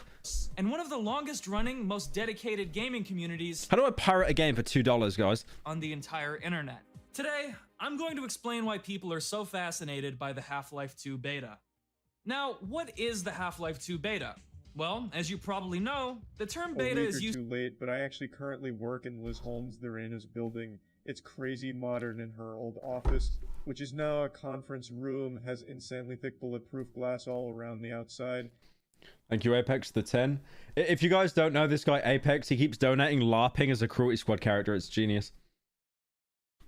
I wonder if Rick is going to give the backstory to the hacker. Now, what is the Half-Life 2 beta? Well, as you probably know, the term beta is used to refer to an— going to upload your newest video stream to the VOD channel. P.S. Love the content, keep it up. Yeah, I will. I've got the Amnesia VOD coming out later today, hopefully. But yeah, I'm looking at getting another editor for the second channel as well, so we can get like more slop out there like more frequently, because we do miss some stuff that belch that just never gets uploaded. Early build of a game that isn't quite finished yet. It's not uncommon for people to be drawn to these early versions of games, as they're usually very familiar looking, but just different enough to be interesting. Duke Nukem Forever is a great example. Why does the beta of Super Mario look like a creepypasta? They're usually just all the drained colors. Very familiar looking, but just different enough to be interesting. Duke Nukem Forever is a great example of a game with a community that's honestly more passionate about what's not in the game than what is. You guys know that got leaked, right? The Duke Nukem Forever, the beta build? It got leaked. This is actually playable. I think someone on 4chan posted it, and then it just got spread everywhere. More passionate about what's not in the game than what is. However, in the peculiar case of Half-Life 2, the word beta is actually used as somewhat of an umbrella term that doesn't refer to any one specific early version of the game, but rather pretty much any content that didn't make it into the final release. And that's because the scope and direction of Half-Life 2 changed so much over its 6-year development cycle that earlier versions of the game are pretty much unrecognizable from what we got in the end. It almost looks like H.R. Geiger's work, some of it. Like, it really does look like so dystopian. There's a film that came out in the 80s called, like, Brazil, and it kind of looks like that a little bit. Hang on. It wasn't 1998. What was it called? It was a Terry Gilliam film. Yeah, there was this film called Brazil, and it was very kind of dark and grim, a lot of office blocks and stuff, and I felt like that kind of fit like the original aesthetic of Half-Life. Yeah, stuff like this. That was a really good film. A little bit weird though, but like Terry Gilliam films are always like kind of slightly Reddit. Different characters, different weapons, different locations, different stories. The game changed a lot, and the only reason we even really know as much is because of an event so intensely damaging to the game's developers that it might as well have been an act of industrial espionage. The German hacker. The story accompanying the Half-Life 2 beta is honestly one of the craziest and most memorable tales in PC gaming history. Okay, I'm not going to spoil this because I'm pretty sure Rick is going to explain it, but this is absolutely hilarious. And the fact that the way he got caught as well, it's like an SNL bit. Allow me to give you the rundown. The year is 2003. It's been 5 years since the release of the original Half-Life, and the yet-to-release Half-Life 2 is quickly becoming one of the most highly anticipated video game sequels of all time. Axel Gembe, a young German hacker, wants to play it really, really badly. So using his tech— I'm not 100% sure this is him, but it's the only photo I could find. Just some poor random bastard getting framed. Skills, he illegally infiltrates Valve's internal servers and begins downloading files off of them. He ends up making off with not only an unfinished build of Half-Life 2, but also pretty much every single map, model, and asset ever created for it. I would love to know how he did this. No one can ever seem to explain how he did this. Did he just type in valve.com, right-click, download all? Or did he, like, sneak into the offices and then, like, with a fucking thumb drive? A hacker commented too? Oh, okay. It's so... Like, I have no idea how this hacking shit works. It's source code, and even files related to other games Valve was working on at the time, like Team Fortress 2 and Counter-Strike Source. He probably sent an email to Gabe Newell saying, like, you want to see the first Twilight film? I got a 1080p rip of it. Gabe Newell just clicks on it. It's like, oh, have you reached it, Gaben? And then everything gets fucking hacked. Now, he asked nicely. Axel was a huge fan of Valve and never intended to hurt them with his hack. He was just desperate to learn more about their upcoming games, even if it meant getting invasive. But Axel did share some of these files he acquired with a few close friends of his. And then some of those friends presumably shared them with their friends, and inevitably, an early build of Half-Life 2 and all of its accompanying source code wound up leaking online to the public on October 4th, 2003. Panic. Okay, who posted it on Reddit, guys? Come on, someone own up. We put it in the boys' Discord group. No one was leaking it. Who leaked it? Who put it on Reddit for some upvotes? This was a flaming catastrophe for Valve. Half-Life 2 was set to be their biggest product yet, and was the game they were relying on doing well to keep their doors open. Not only was this massive, humiliating leak obviously a disaster for their employees' morale, but it also exposed that Valve had been pretty much lying to the public about how ready the game was. Just wanted to recommend you a video by Brandon FM called The Martin Files. Oh, I've seen the Martin Files. Or the Walton Files. I've seen that. Thanks, Thorex, the 10. Valve had previously scheduled Half-Life 2 to release that year, and this leak made it obvious to everyone that there was literally no way that was going to happen given how rough of a state it was in. Okay, I'm gonna be honest though.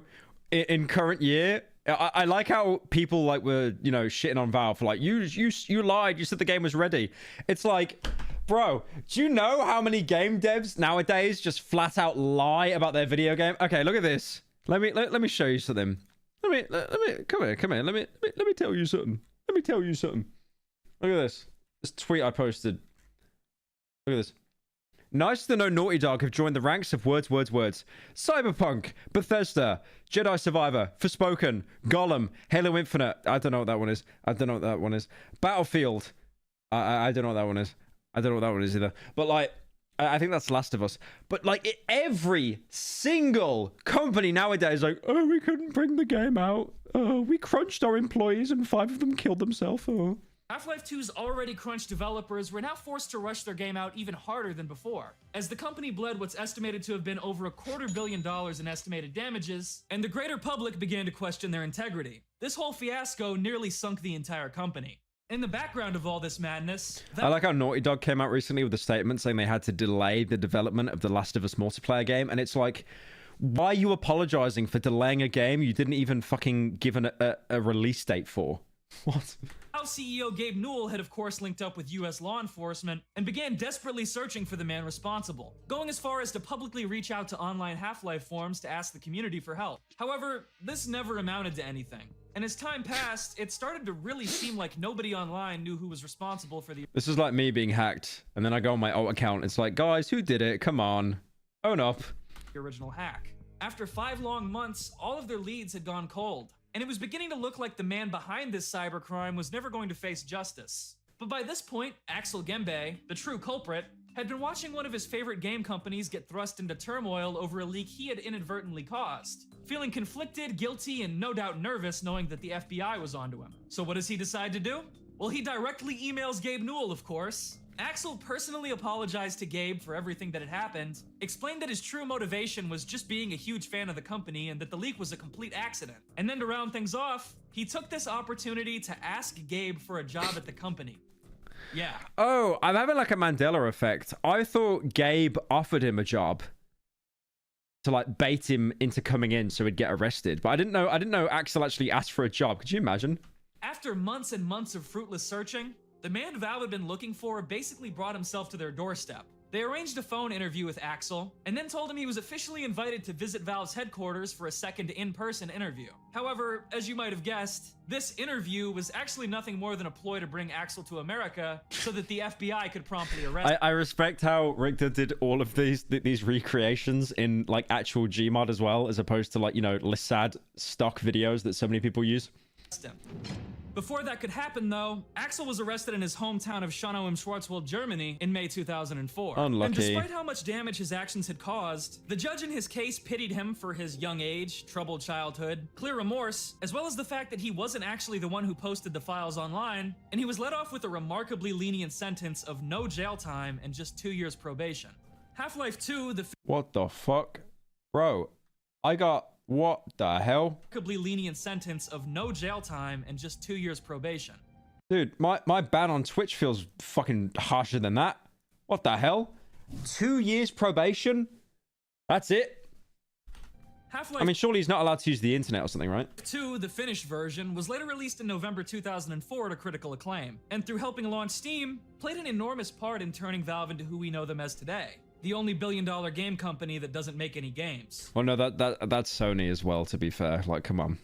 That was such an easy joke. Come on, Richter. Come on, it's Sony as well. Come on. Gabe Newell became a billionaire, stopped wearing John Lennon glasses, and by now has even lost an admirable amount of the weight the PC gaming community once ridiculed him for. And yet, despite how much time has passed, how Valve as a community... I remember he got a cornea transplant as well, Gaben, because his sight was completely fucked. I don't even think he needs the glasses now. ...has moved on, and how the gaming world at large has changed, the Half-Life 2 beta leak still continues to captivate millions of people to this very day. In fact... Yeah, no. Okay, guys. Okay, sorry. I will be honest. The PS5 does have one game. It has Ratchet and Clank.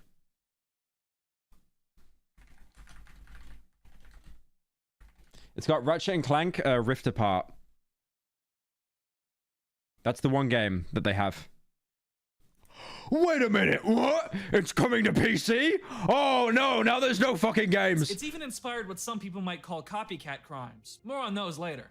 Anyway, now that we know the story of how it all went down, you're probably wondering just what's so interesting about the contents of the Half-Life 2 beta that would make someone willing to risk prison time. You know the worst thing is about Ratchet and Clank, no games apart? It costs more on the PS5 now, as it costs more on the PS5 now than if you were to pre-purchase it on Steam. I'm over it. Well, as we touched on earlier, Half-Life 2 had a uniquely complex and turbulent development cycle that the 2003 leak gives us a lot of great insight into. And since Half-Life 2 is the game that gave birth to Gary's Mod and brought us pretty much every other massively famous game that runs on the Source engine, knowing how it evolved into what it is today adds interesting context to a lot of popular internet culture. Like, it's really strange to know that the creepy priest guy that millions of people have seen in famous Gmod videos at one point looked like this. There's no way he looked like... What the fuck is that? That's Mr. Potato Head from Toy Story. That's not real. That's a fan edit. There's no way. There's no way he was ever meant to look like that. Probably the first thing worth mentioning about the Half-Life 2 beta is how the game's story changed. Although the game's plot was always going to end with the human forces triumphing against their alien oppressors, the early storyboards for the game were much more hopeless and darker. In the Half-Life 2 that we got, City 17 is basically a giant prison camp with sprinkles of futuristic technology. But in earlier drafts, it was an all-out industrial dystopia powered by child slave labor, with the outdoors smothered in a toxic green smog that forced the population to wear gas masks all the time. All of this is the basis for one of the most ubiquitous and longest-running memes in the community. The mantra that the Half-Life 2 beta was dark and gritty. Half-Life 2 beta was very dark and gritty. However, while this green, nasty, foggy version of City 17 is one of the more recognizable cut and revised locations, it is far from the only... You can really see how, like, that looks like Dishonored, though. Like, how dark everything is.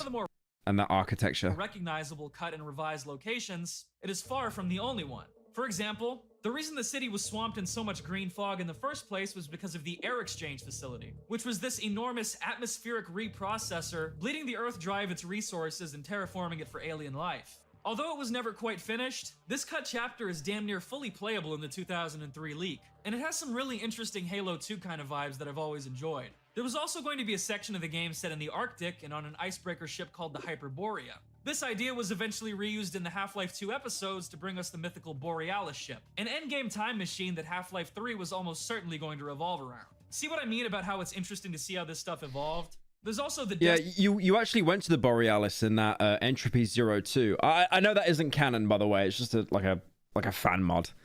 But yeah, Entropy 02 were fucking amazing. I definitely want to do a video on them at some point.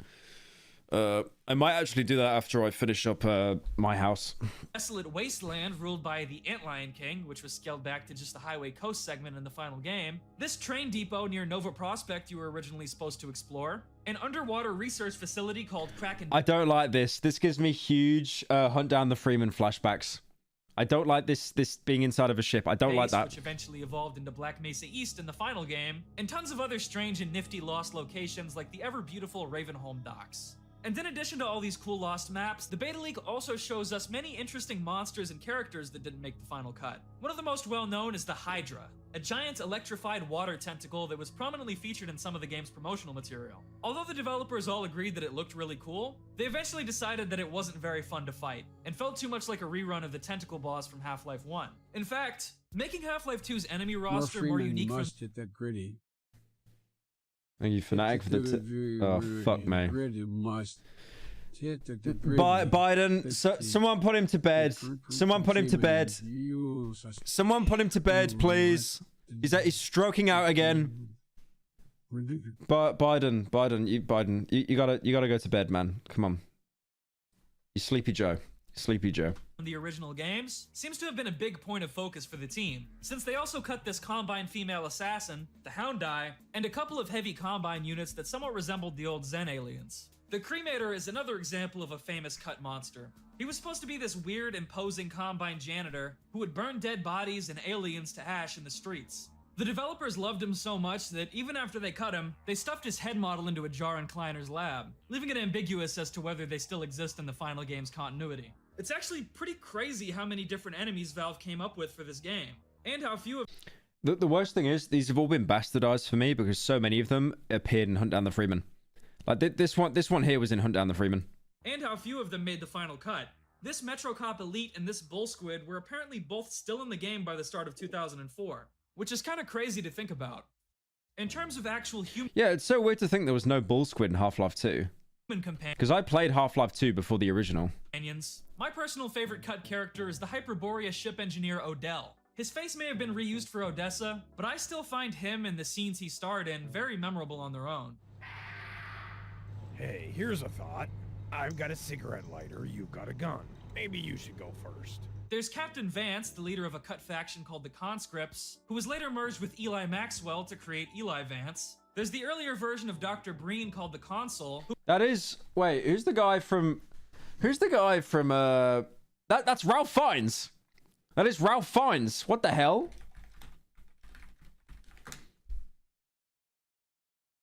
That is actually him in the Menu film. What the fuck? That's the same guy. That is literally the same guy, just wearing white instead of black. Who comes across a lot more cold and 1984-esque, and whose propaganda about how the true citizen behaves are yet another example of a popular beta meme. There's this early version of Dr. Kleiner, who was cut after an awkward encounter in an elevator. I talk more about that in this video. And finally, there's Alex Vance, whose original skin-tight jumpsuit design was weirdly sexier than the one we got in the final game. Sorry, but someone had to say it. Mysterious, aren't you? Before we move on, I do also...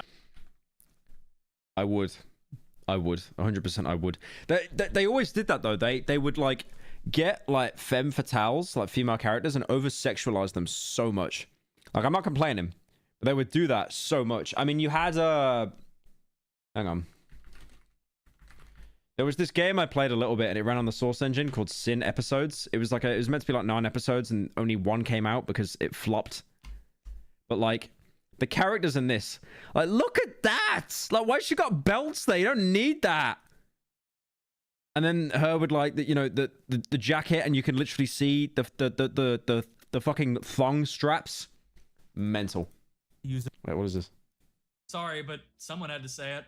Mysterious, aren't you? Before we move on, I do also have to mention the cut weapons found in the beta leak, especially the Fizz gun. Just like the Hydra, this thing was prominently shown off in one of the game's E3 presentations, and when the game launched without it, a lot of people were super disappointed. Modding the Fizz gun back into the game was one of the first things the Half-Life community did once it came out.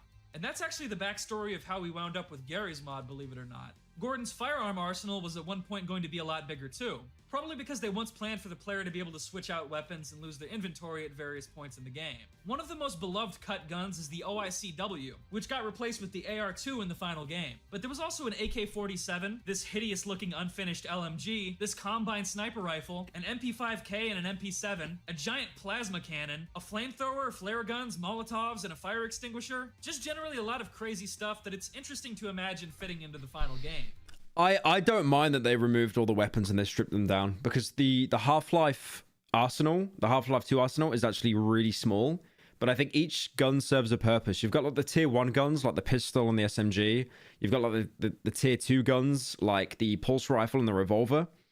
There's no gun that doesn't have a purpose, right? Like, even the crossbow is basically the silent sniper. They just kind of changed it to something else. Like everything pretty much has a purpose. It's good they didn't bloat it up with like 4 or 5 different pistols. Anyway, even outside that absurd The Tau cannon. I mean, you got that in the original Half-Life, to be fair, and it's also strapped onto the front of the car. amount of lost content and the crazy story behind the leak itself, there's a few other key factors that I think also play a big part in fueling people's undying love for the Half-Life 2 beta. One of them is Valve's reputation.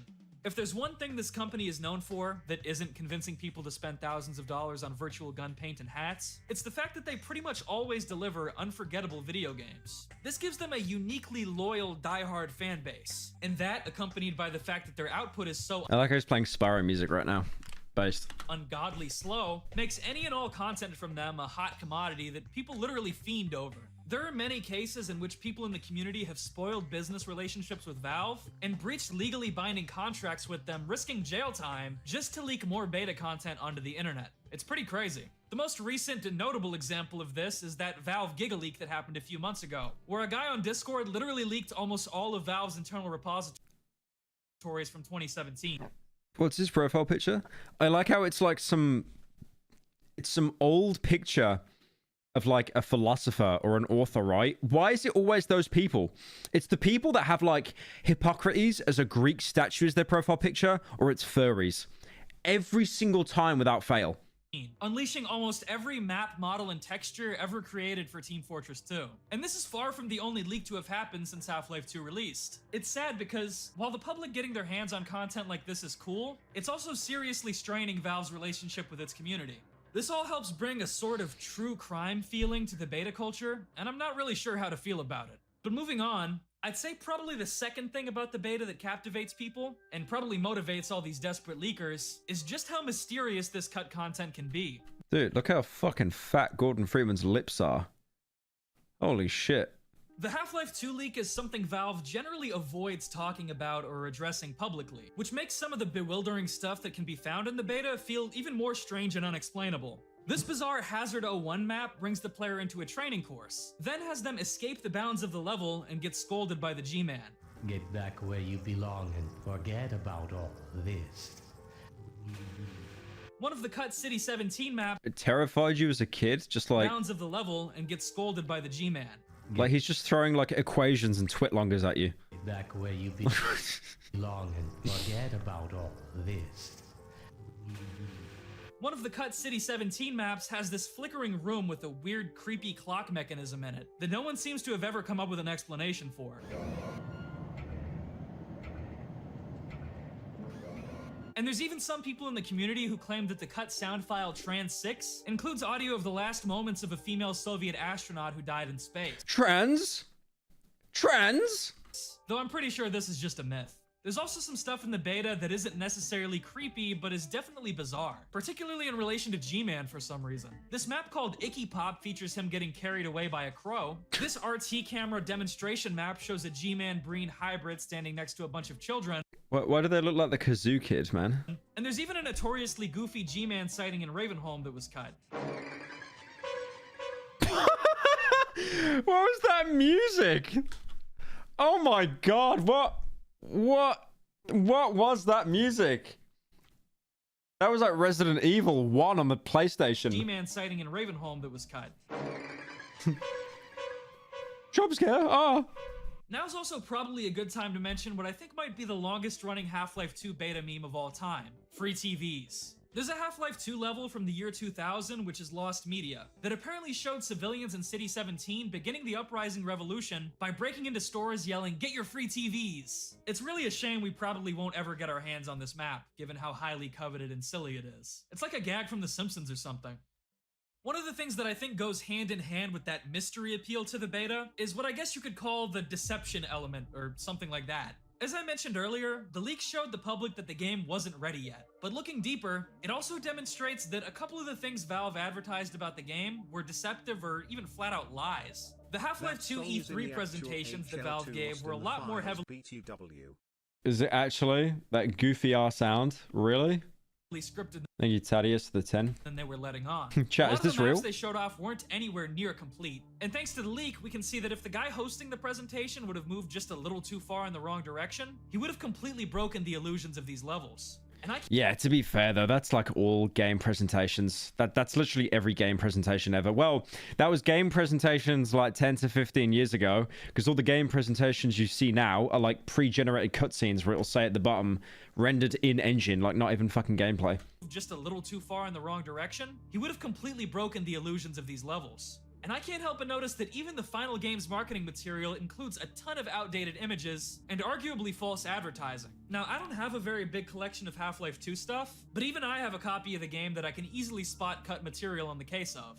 Like, this beach with an antlion guard and a gunship doesn't appear in the final game, nor does this area with all these cut gas mask citizens running around. This picture shows Eli in Kleiner's lab for some reason, and I'm pretty sure all 3 of the front cover arts for the game have cut levels transposed in the background of the characters. Hell, even to this day, the Steam page for Half-Life 2 still has cut content in its screenshot gallery. It's as if Valve didn't even care to clean this stuff up at all. And that, I think, is probably the final and maybe even most important reason that people continue to stick around and obsess over the Half-Life 2 beta. For the community, I really just like how they put Alex in full fucking latex. Holy shit. Stick around and obsess over the Half-Life 2 beta. For the community of people who continue to spot these quirks about the game, and who have a shared love for the story behind them. Beta content continues to inspire— Yeah, I remember when Richter made a video on the TF2 Pyros. And then he basically summarized at the end of the video that like most people that play Pyro are just like sexual degenerates. That was actually, yeah, I can't even argue with that. I actually can't. There are tons of really cool and interesting fan projects and remakes, and it's brought a surprising amount of people together over the years. There's a remarkable amount of passion and love that's been put into bringing Valve's cut ideas to life in these projects, and it's difficult to not feel at least a little intrigued seeing these enemies and locations stitched back together, allowing us to fully appreciate material that was once almost lost. Not all of it is totally constructive though, I must admit. Discussion about cut content does have a habit of sometimes drowning out other topics in the Half-Life 2 was better. Boo, get better material. Show him concept art. It's like 1984, the game. Half-Life community, and there's a small minority of people— Guys, you don't get it. It was like Half-Life 2, but it was less sad. People who do seem to view the beta like it's just a secret finished game that Valve intentionally downgraded for no reason. Of course, ignoring the reality of game development and failing to appreciate the hard work that went into creating— Yeah, it's defo looking at stuff with like rose-tinted glasses, right? Because if we had Half-Life 2 beta as a full game, I reckon it wouldn't be as good. The final product. But at the end of the day, because Half-Life 2, like the actual base game, it has like comedy in it and stuff, and it's some of it's lighthearted, but it also knows when to make it grim. I mean, look at Ravenholm, for example.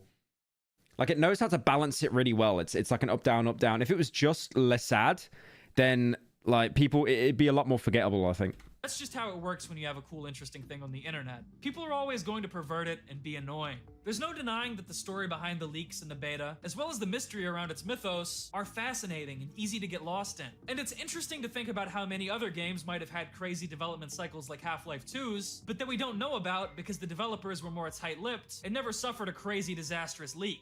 Just like myself, the Half-Life 2 leak turns 20 years old this year, and yet it somehow seems like we're still learning new things about this game and its development on the regular. Everyone knows that it's hard for a video game to amass a cult following, even a really good one. Thousands of video games are produced every single year, with the vast majority of them— Wait, is that chat? Is that real? Really good one. Thousands. 10,000 games were made in 2022. 10,000. And none for the PS5. That is insane. To be fair though, 10,000 games, you just know the majority of that is mobile garbage. Games are produced every single year, with the vast majority of them going completely unnoticed by the general public. So I would say that it is truly remarkable that this unfinished, uncompiled disaster of a leaked build from 2 decades ago continues to inspire and captivate people to this very day. That looks like the fucking city in Final Fantasy VII. Thank you for watching. I hope you enjoyed and learned something. I've been Ricky Blober. Subscribe to my channel for more epic videos. Yeah, that was a good suggestion, Richter. Thank you for that, man. Chat. I'm gonna go for a piss. I'll be back in a sec.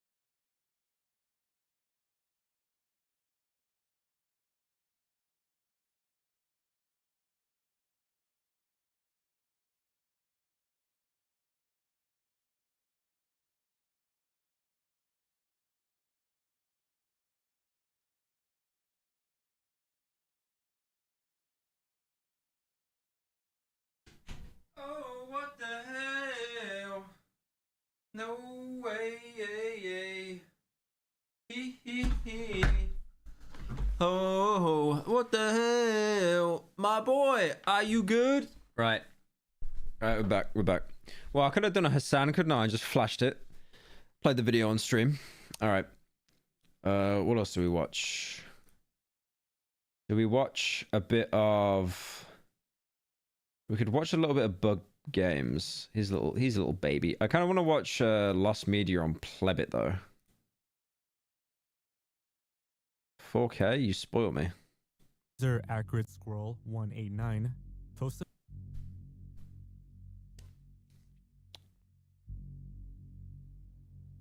In November of 2022, Reddit user Accurate Squirrel 189 posted about some uncomfortable lost episodes from a game show titled The Moment of Truth.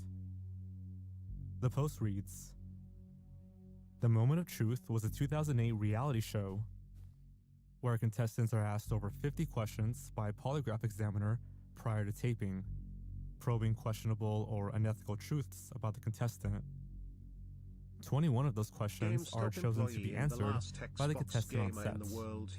With the contestants... In 2022 there may have been 10,000 games released, yet we still can't sell a friggin' PS5 VR2 headset cuz who spends $1,200 for something with no games? Like actually. To be fair, there were a couple of games for the VR that were announced, like 2 games. Family and also, I remember this game show, by the way, Moment of Truth. This was fucked. I remember Cody Code did a reaction on it. Basically, they get like people to do a polygraph and then they ask them stuff, like literally criminal stuff, like if you cheated, if you slept with someone underage, stuff like that. It's insane. And then they basically have to like get the right or wrong answer and they get like a cash prize. And or close friends. But this show was fucking evil. Sitting and watching as they reveal unsettling truths of their life. While answering more questions and reaching milestones earn them more potential cash winnings, they would also make the questions significantly more personal and make you question if it's even worth the consequences of doing so. An episode from the first season was nearly pulled from airing. I'll be honest, I kind of don't want to watch this. I think I just want to look at Moment of Truth clips. Because Moment of Truth, hang on.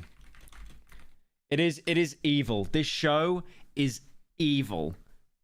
The amount of stuff they would... Oh, that's right. Cody Co. Yeah, Cody Co did like a series on it. But there was some evil stuff on this show. I'll see if I can like skip around. Welcome to a special Monday night edition of The Moment of Truth. This episode was so controversial, it sparked a long debate as to whether or not to air it at all. Quite honestly, if I had my vote, it would not air. It is the most uncomfortable I've ever been on television, asking these questions and listening to the answers that were given. But in the end, it was decided that this episode should air. Honestly, I wasn't down for it. That's why I'm narrating the intro. Lauren, as you know, there are 6 levels of questioning.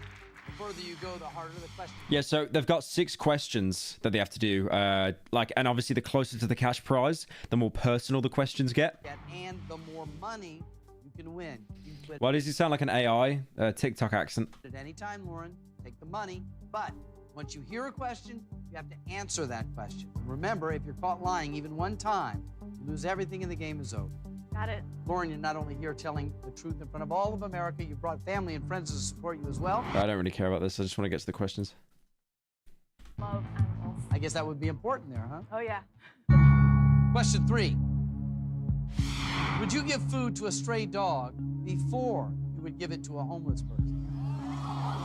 I mean, I probably would. I probably would. I hate to admit it. I would have to say I'd rather give food to a dog rather than a homeless person. So your answer would be yes? Yes. That's smart. Answer is I like how they're applauding as well. It's so fucked. true. Yeah. So that's 3 truths. Well, 3 more, $10,000. And one of the things I find so interesting about this program is that you'll answer something like that, and invariably the audience will applaud. That's right. Don't give food to homeless. Give it to the... If you knew you wouldn't get caught, Would you steal money from your place of employment? She will say yes. She will say yes. Now, the problem is with me, I can't say yes to that because that'd be me breaking into the Google offices. Oh my goodness. Kind of tricky to answer given what you've just shared, isn't it? Yeah, pretty much, because it will kind of contradict itself. I am going to have to say, no, I would not. Very brave. Very brave. She's lying. She's lying. She's lying, or it's her business. Thank you, No Name, for the 4 months. Something we'll find out right after this break. I hope you die. I hope you die. How dare you do that? Pushes the truth to. If I wanted to get back together. Holy shit. Fucking. From your place of employment, your answer was no, you would not. Before we find out if that's a lie or if it's... If you want to find out how many victims died in this school shooting, tune in after the break, after these messages. Truth, Frank, you believe it? I do. I do not think she would again. Definitely not. Let's find out. That answer is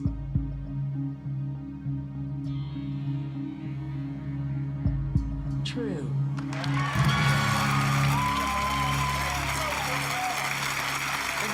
I think I got the wrong question, because if I didn't, they're applauding her for stealing from her workplace. You'll win 25 times. You want to... Would you consider yourself more of a morning person or a night owl? Definitely a night owl. So you like to stay up late? Yes, I hate waking up early in the morning. I hate it. Question 7. Since you've been married, have you ever pretended to be asleep in order to avoid having sex with your husband, Frank? What do you think the answer is? Clear answer. We'll see. So, all right. Well, the question's on you. Who hasn't done that?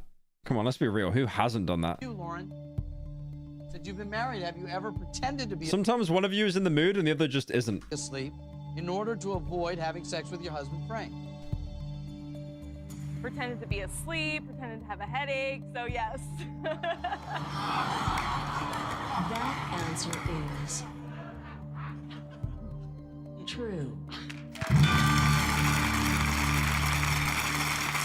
I like how they're kind of mid at the minute. It's like, do you pretend to lie? Would you steal from your workplace? And then the $500,000 question will be like, what happened to Timmy on the 9th of December, 1983?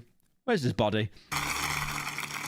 7 truthful answers. On your way to the next level, $25,000. Congratulations.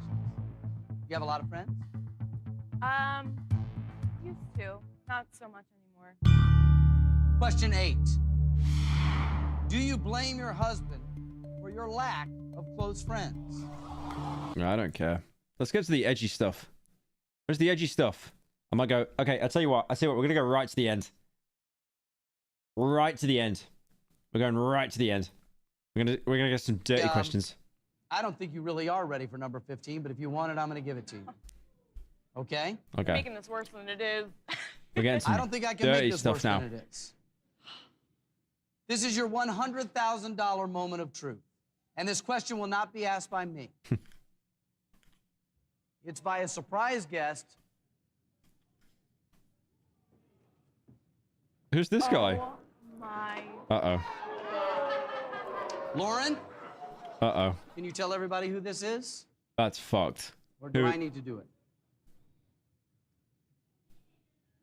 Is that like someone... I can't speak right now. Is that someone she slept This with? is your ex-boyfriend, Frank.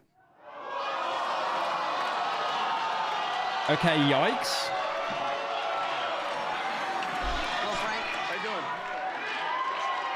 doing? Yikes. Ah. I thought they were just going to flat out say, this is the guy you've been cheating with. Frank has a question for you. And I hope this $100,000, if you win it, is worth this question. If you don't want the answer, you still have the button. I don't need to remind you. This question is for $100,000. When you're ready, question. This is going to be evil. It's like, would you sleep with me If again? I wanted to get back together with you, would you leave your husband? Oh, Lord. That's not right, man. That's evil. That's evil. That's not right. to ask that question. Hold on. That question is a devastating question. Of course. That's you could bad. avoid this right now by hitting the button, Frank. No?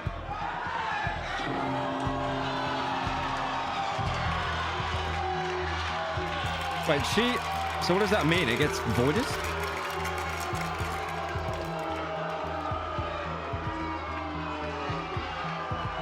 This is evil. What is wrong with Americans?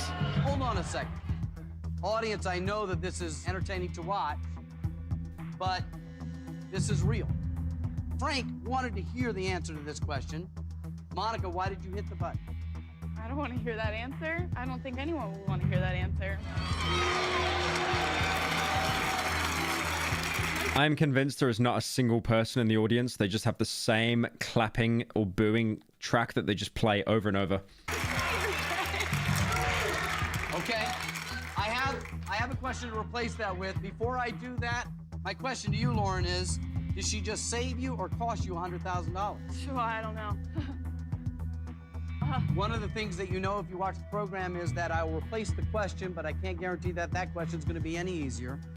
Here's another question that your ex-boyfriend Frank will ask in place. It's getting a bit awkward. It's getting a little bit awkward. So, I've given Frank an alternate question. It replaces the one that Monica stopped. If you are truthful, it'll be worth $100,000, and I hope, Lauren, that is a gamble that's worth it for you. So, ex-boyfriend Frank, once again, question 15. Just strips off his shirt. Have sex with me. Do you believe I'm the man you should be married to? It's like she pushed the button to save her from a question, and then they just ask an even more fuck question.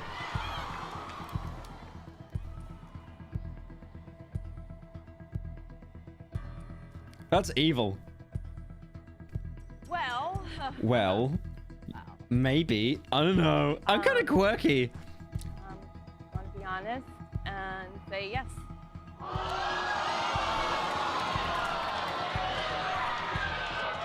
That answer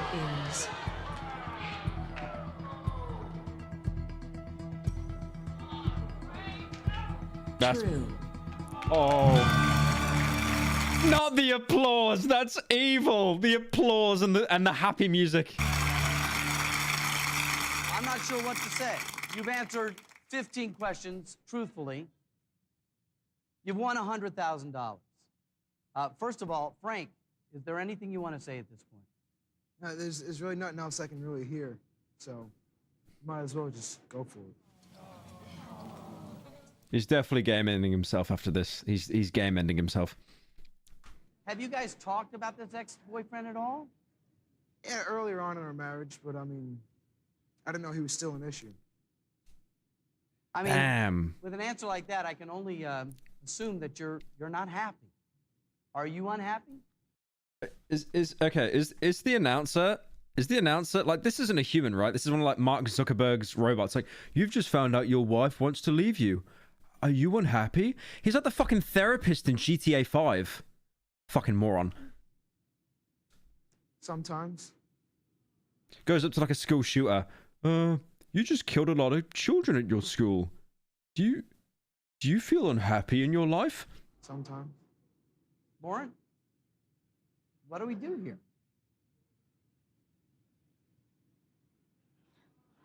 This is What else is there? You know, I mean, just go for it. This is a little bigger than the game right now.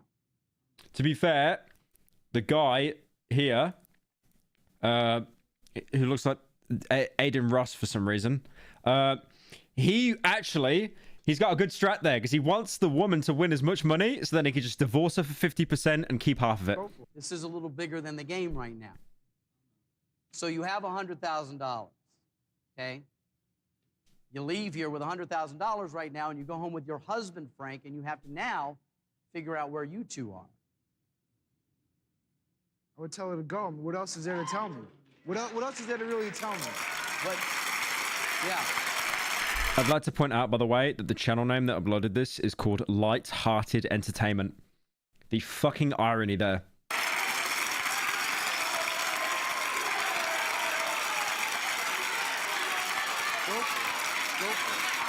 We certainly aren't going to keep you here. If you've had enough, you can take the $100,000 and leave. But Frank makes a very good point. After this bomb... He's like straightening his jacket, checking he's still got that Glock in his back pocket. That's been dropped. It's like, I don't know. There's some questions left. There's some questions. What else is there? So what do you want to do? You want to leave with $100,000 or 3 more questions get you $200,000? 3 more questions. 3 more. Line. We're going. There's nothing.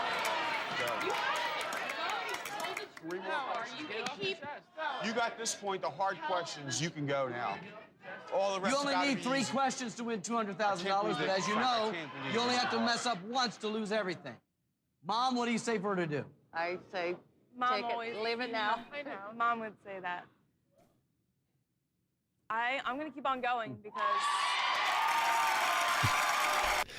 Why are they clapping? It's like, I'm that fucked, I might as well just keep going. This is the guy getting behind the wheel of a car, and it's like, you know what? I'll have that 4th bottle of whiskey, because I'm just that inebriated. There is no chance I'm going sober. I'm gonna go all in. I'm gonna go all in. I will let you know that the questions I've already asked you, a couple of them, are way over my line. This one's further than that. You probably know what's coming next. Does this narrator, like, even eat food? Like, is he a real human? I imagine, like, after this show's done, they just put him in a cupboard and they just feed him paste. I think so. And you want it anyway. Question 16. Since you've been married, have you ever had sexual relations with someone other than your husband? I mean, we know it's going to be yes. Oh my god, we know it's going to be yes. We literally know. I wish the button was for pigs. Thank you, Dr. Pavel, for the 10. I played a Machine for Pigs. It's shit. The Machine for Pigs really sucks. Still there. Yeah, telling me. We know that she has. We know that she has. I hate to admit it, man. I'm just going to skip. More gets you. Answer is True. True. true. No, look at him. Look at him. He's actually on suicide watch, man. He's done. 2 more gets you $200,000. But be careful. One mistake, you lose it all. Are you feeling like you should go for it now?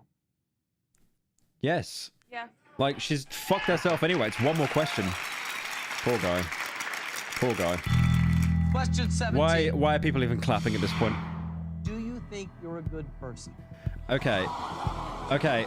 If she says yes and it's true, that's hilarious. That is hilarious. Thank you, Braxton, for the 11 months. No. Is that answering for a no? Honestly, I think I am a good person. So your answer is? Yes.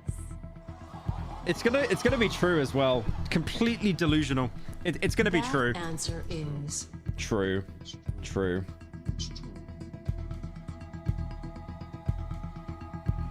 He just wants to kill her. He's actually gonna shoot her after this. false. Oh, okay.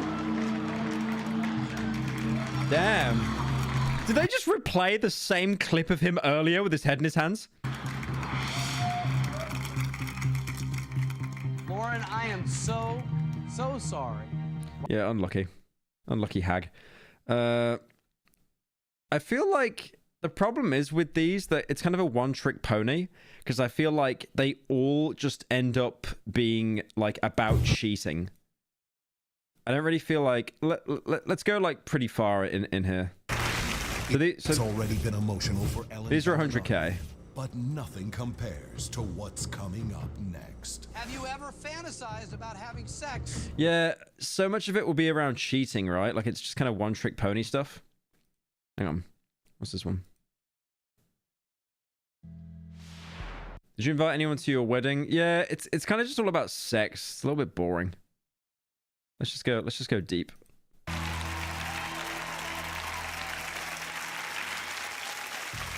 You've answered 14 truthfully.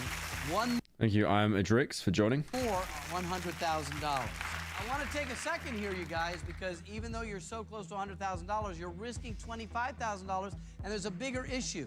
The question we just asked, the answer you gave, even though you don't want to know and you don't want to tell, that's going to be with you guys for a while. Right? Right?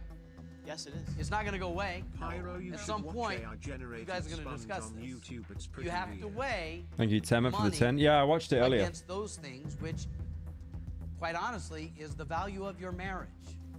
It's true. Right? Yes. But you've come this far. Do you want the 15th question? Do you want to try to go for $100,000? Yep. Okay. Question 15 for $100,000. Do you believe you will be married to Darren for the rest of your life? No. Okay, I mean, look, come on. Let's look at divorce rates in America. Come on, like that question fucking answers itself. I wanted you. The question we just asked, the answer you gave. Holy shit, milking. On the 15th question, do you want to try to go for 100? Be married to Darren for the rest of your life.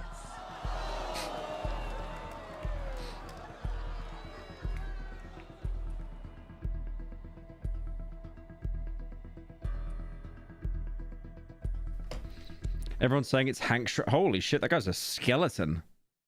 What the fuck? Thank you, I'm Adrix, the 11 months. Thought the membership got restarted. Oh yeah, I thought it did as well.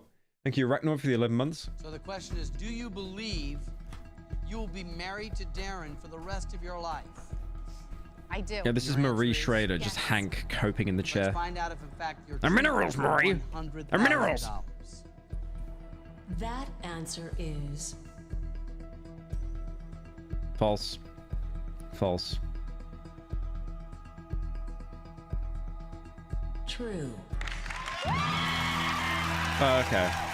That's kind of wholesome. Imagine, right? It's like, would you stay with him forever?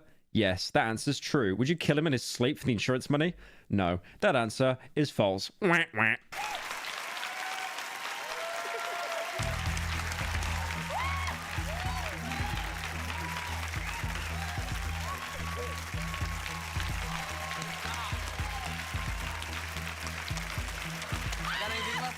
Thank you, Bada Bear, for joining.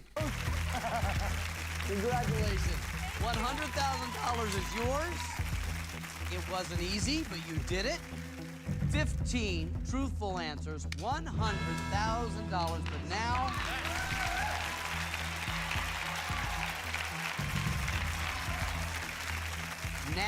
is a very big decision. You need to know that my entire goal is for you to leave here with money. I like that goal. Oh, she leaves. Yeah, she leaves with the money. Okay. She leaves with the money. I just wonder if anyone actually gets to like the end, right? Like, how far do they get? Like, how far does she get? Because they never really seem to escape that 100k area. Truthfully, I want you to questions, and if you look at the board, the next level is $200,000, and you only have to answer 3. You've answered 15. I'm here to tell you, so that you know, that while you may be the one who can make it to $500,000, I have tried, but I have. Okay, 200k. As a model, do you have clear-cut goals of what you'd like to accomplish? 200k. Okay. What we got? What we got? What we got? Question 16. Have you ever had sexual relations with someone in an effort to further your career? Okay, so I can tell that this episode wasn't filmed in LA. Yeah, I think that's pretty much it for that. It kind of just all ends up being the same trope. Thank you, Bada Bear, for the gifted. Thank you, man. I got one more slapper. I want to watch Bub Games because he's got an update on his FNAF drama. Apparently, there's been some hacking and stuff. It's been a little over a month since I uploaded my video documenting the cesspit that is Gmod FNAF RP. In that video, Thank you, Austin, for the 7 months. video, I highlighted 3 deplorable specimens that I found lurking within the community. A lot has happened 2 of them are furries, by the way. since then, so I thought I'd do a little welfare check and give you all a little Welfare update check. on how our 3 favorite individuals are going. First up again, we have Oexen. For those of you who don't remember, Oexen was Hey, a nation's... Pyro, have you ever heard of the game Changeling Tale? I think it might be right up your alley. I got you the British mapper. I haven't checked it out, but I will. Thank you, Spider, for the 10. FNAF RP player who distributed CP on Discord as well as exposing unsuspecting Nice. players Yeah. to images of Classic Discord moment. Classic. Just a classic Discord moment right there. CP on TF2. I unfortunately had the misfortune of experiencing this firsthand when Oexen sent me a video of CP when I tried contacting him. Shortly after posting my video exposing him, Oexen and a group of his mates decided to raid my public Discord server and spam images and videos of CP. He would then attempt to... Imagine like there was like civil wars, right? World wars, proxy wars in different countries, cold wars. And now it's all accumulated with Discord drama of people's Discord servers being hacked. to defend himself by claiming that all the proof against him had been edited and that I had been leading a harassment campaign against him for the last year. However, after a few days, Oexen seemed to have a sudden change of heart, and being the great thespian that he is, would deliver us this timeless performance with an apology video. My name is ZeroEXM, or you may know me as Cameron. I would like... Why is he topless doing an apology? Hello? What would make you think, okay, I'm going to do an apology. I need to look like as presentable as possible. I'm just going to take my shirt off. To personally apologize for everything. Nothing I have done is justifiable by any means. I'm currently reforming my life and getting a better grasp on reality itself. I really am... He's talking about getting like a better grasp on reality. He's just naked recording an apology video. Sorry, I'm not reading off a script or anything. I just really f***ed up, and it's cost me pretty much everything. I don't have I don't even have my Steam account anymore, which, hell, that meant hell beyond everything to me, because video games were pretty much my life. To bug games, I would like to tell you personally, I'm sorry. There's no excuse I can make, because there are no excuses. And I know there are going to be a lot of people who don't believe anything I say, and honestly, I don't doubt it, nor would I really blame them. I'm sorry. And I really do mean that. Now, this is a pretty compelling apology. It is a good apology, but I really hope Bub Games pulls up the point that he was topless. After all, it has all the hallmarks of a great YouTube apology video. But what really sold the apology for me were the comments Oexen left directly under the video calling people racial slurs. I don't know about you, but I think I'm ready to accept Oexen's apology and move on. And it looks like I wasn't the only one I like how the profile picture was just like furry femboy as well. who was convinced. Here we can see that Nation's FNAF RP server owner, Nice Doge, has left a comment. Oh hey Oexen, I feel ya man. Now, if I was the owner of a Five Nights at Freddy's roleplay server that just had one of my players exposed for possessing and distributing CP, I think the last thing that I would be doing would be leaving a comment under his video empathizing with him. And what's even more bizarre is Nice Doge then replies to himself through one of his YouTube I just like how Bub as well, when he's got like, you know, background footage when he's explaining context, he'll just have him like whacking a child to death with a baton. alt accounts asking if Oexen's going to be unbanned from the server. It's like this guy purposely picks the worst dialogue options possible. However, this apology video was quickly deleted and replaced with a new video titled Doubling Down. Earlier today, I uploaded a video of me... Okay, he put a shirt on. We might have to listen to what he says, chat. He put a shirt on. This is character development. apologizing. It was met with, you know, people telling me to just myself. So, I tried being nice. I tried apologizing. But you know what? You. I genuinely tried. And nothing else I can Your do. hairline looks I don't like give it a hung one. itself. I really don't Hey man, I didn't condition my hair. I got straight out the shower, you piece of shit. I had to stream today. give a... Thank you, Pyro's hairline, for the 10. Come and do whatever the you want. I would love to see you try it, as a matter of fact. Come on and do something. And it looked Why does he give off the energy of like Airsoft Fatty if Airsoft Fatty lost the weight? He's giving off that exact same energy. Come on and do something. and it looks like someone Do something on my Discord server. You won't. You won't. You won't do it. Someone did do something about it, because a few days later, this video was uploaded. Hello, people. I'm back. So a few hours ago, my house was swatted by, if I remember correctly, about, I think, 25 police officers. And people are over here sending to our house, sending the police to our house, trying to hack my family's online accounts, bank accounts, literally anything they can get their hands on. Please, just for the love of God, leave them alone. So, thank you. Now, it's up to you whether you choose. Leave Britney alone. Have you seen the literal child that leaked the FNAF movie trailer, made an apology video? Hang on. FNAF.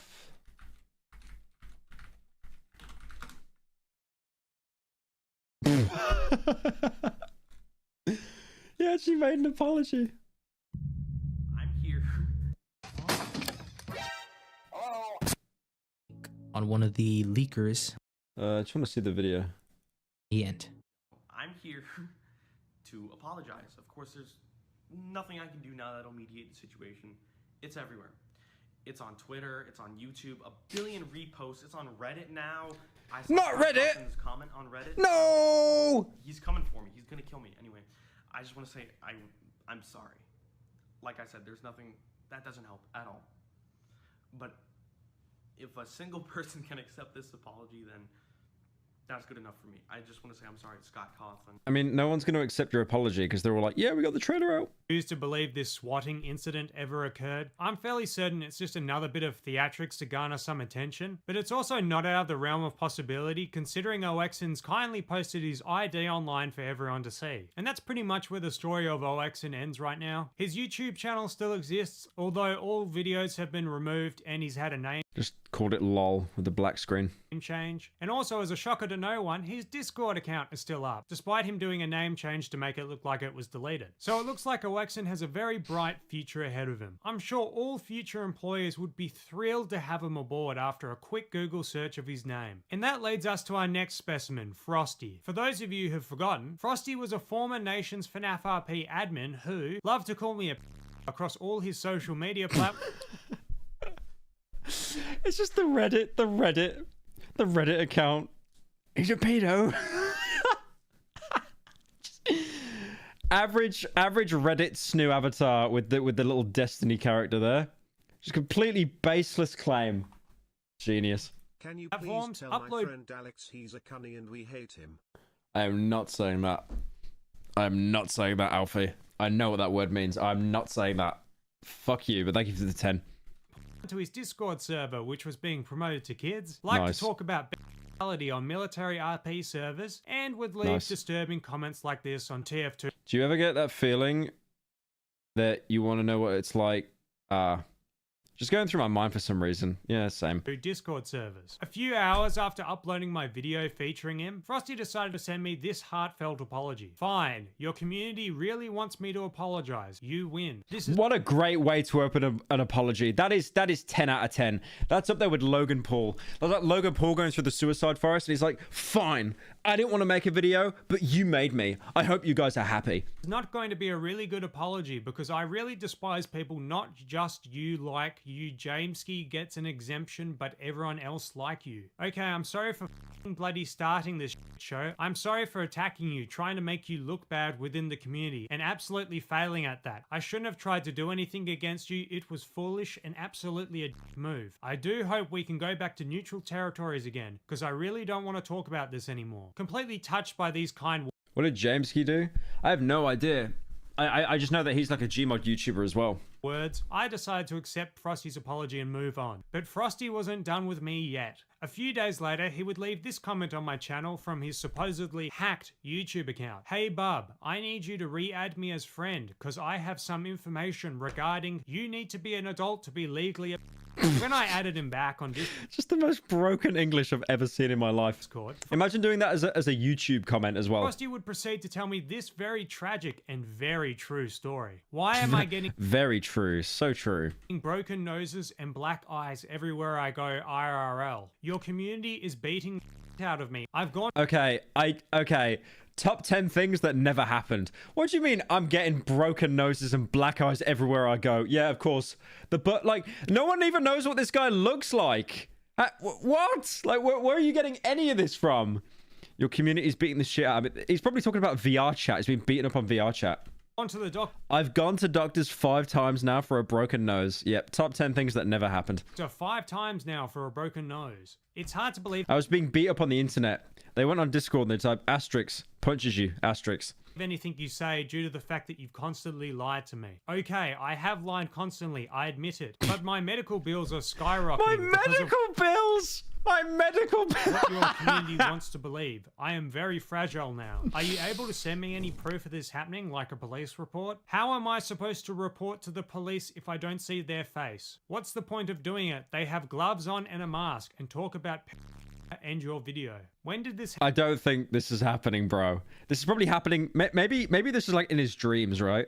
In his dreams. And he's like, oh yeah, that happened. I'll just lie now. happen? Day after you posted, 9 p.m. roughly. I was just walking by myself on the sidewalk. How did they know it was you? Probably because they have my Instagram and I still have the same hairstyle. And I'm honest to people I meet and say, yes, I'm this guy. I can't leave my apartment without being in danger. I've been robbed of $50 so far. I was meant to go on a date, but I have no money now.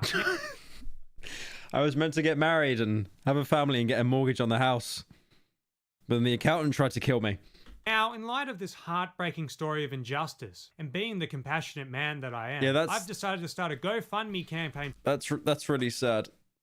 That's actually really sad.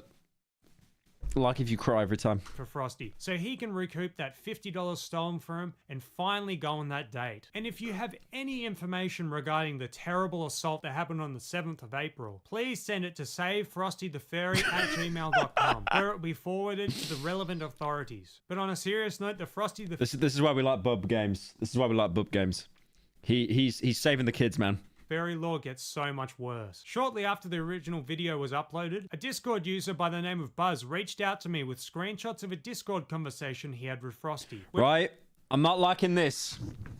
I'm not liking this. I'm not liking the Patrick Bateman pictures. This isn't gonna end well, boys. Frosty had allegedly sent him unsolicited images of furry CP. In this screenshot, we can see that Frosty had sent this guy an image of CP. He then asks Frosty to delete it, and when confronted about whether he's attracted to furry CP, Frosty has this to say: I'm not attracted to them, I just think they're fun. I find they're attractive and will find love. Now, I think they're fun. I think war crimes are kind of fun. I don't know. There's a lot to unpack here. So at first he said... Imagine that being your defense in court. Like, you know, O.J. Simpson being convicted. What's your defense? Your Honor? I don't like murder, but it's fun. He's not attracted to them. He just finds them fun. Yeah, it was fun. It's fun. Honestly, stone cold defense there. That'll get you out of jail no matter what. In the very next sentence, he then says that he finds them attractive. And if you thought that was bad, here's Frosty attempting to justify it. Is it alright if I record? Yeah, I'm okay with you recording. I like how Bub's picture is just Greg Paul as well. I was just having a quick squiz at this. Do you know someone called Buzz? Oh, Buzz? Yeah. He said that you sent him a photo of furry child. Okay, there's a difference between that and what us furries call cub. I don't know why, but it's legal, but child No, is it's illegal. not. No, but it's this not. version It's is not legal. legal. I have no idea. But It's literally not legal. Like, what is the cope there? It's still a child. it's just very young, well, looking very young, male. No, it is young. Oh my god, the coping this guy's doing right now. Holy shit. Female furries.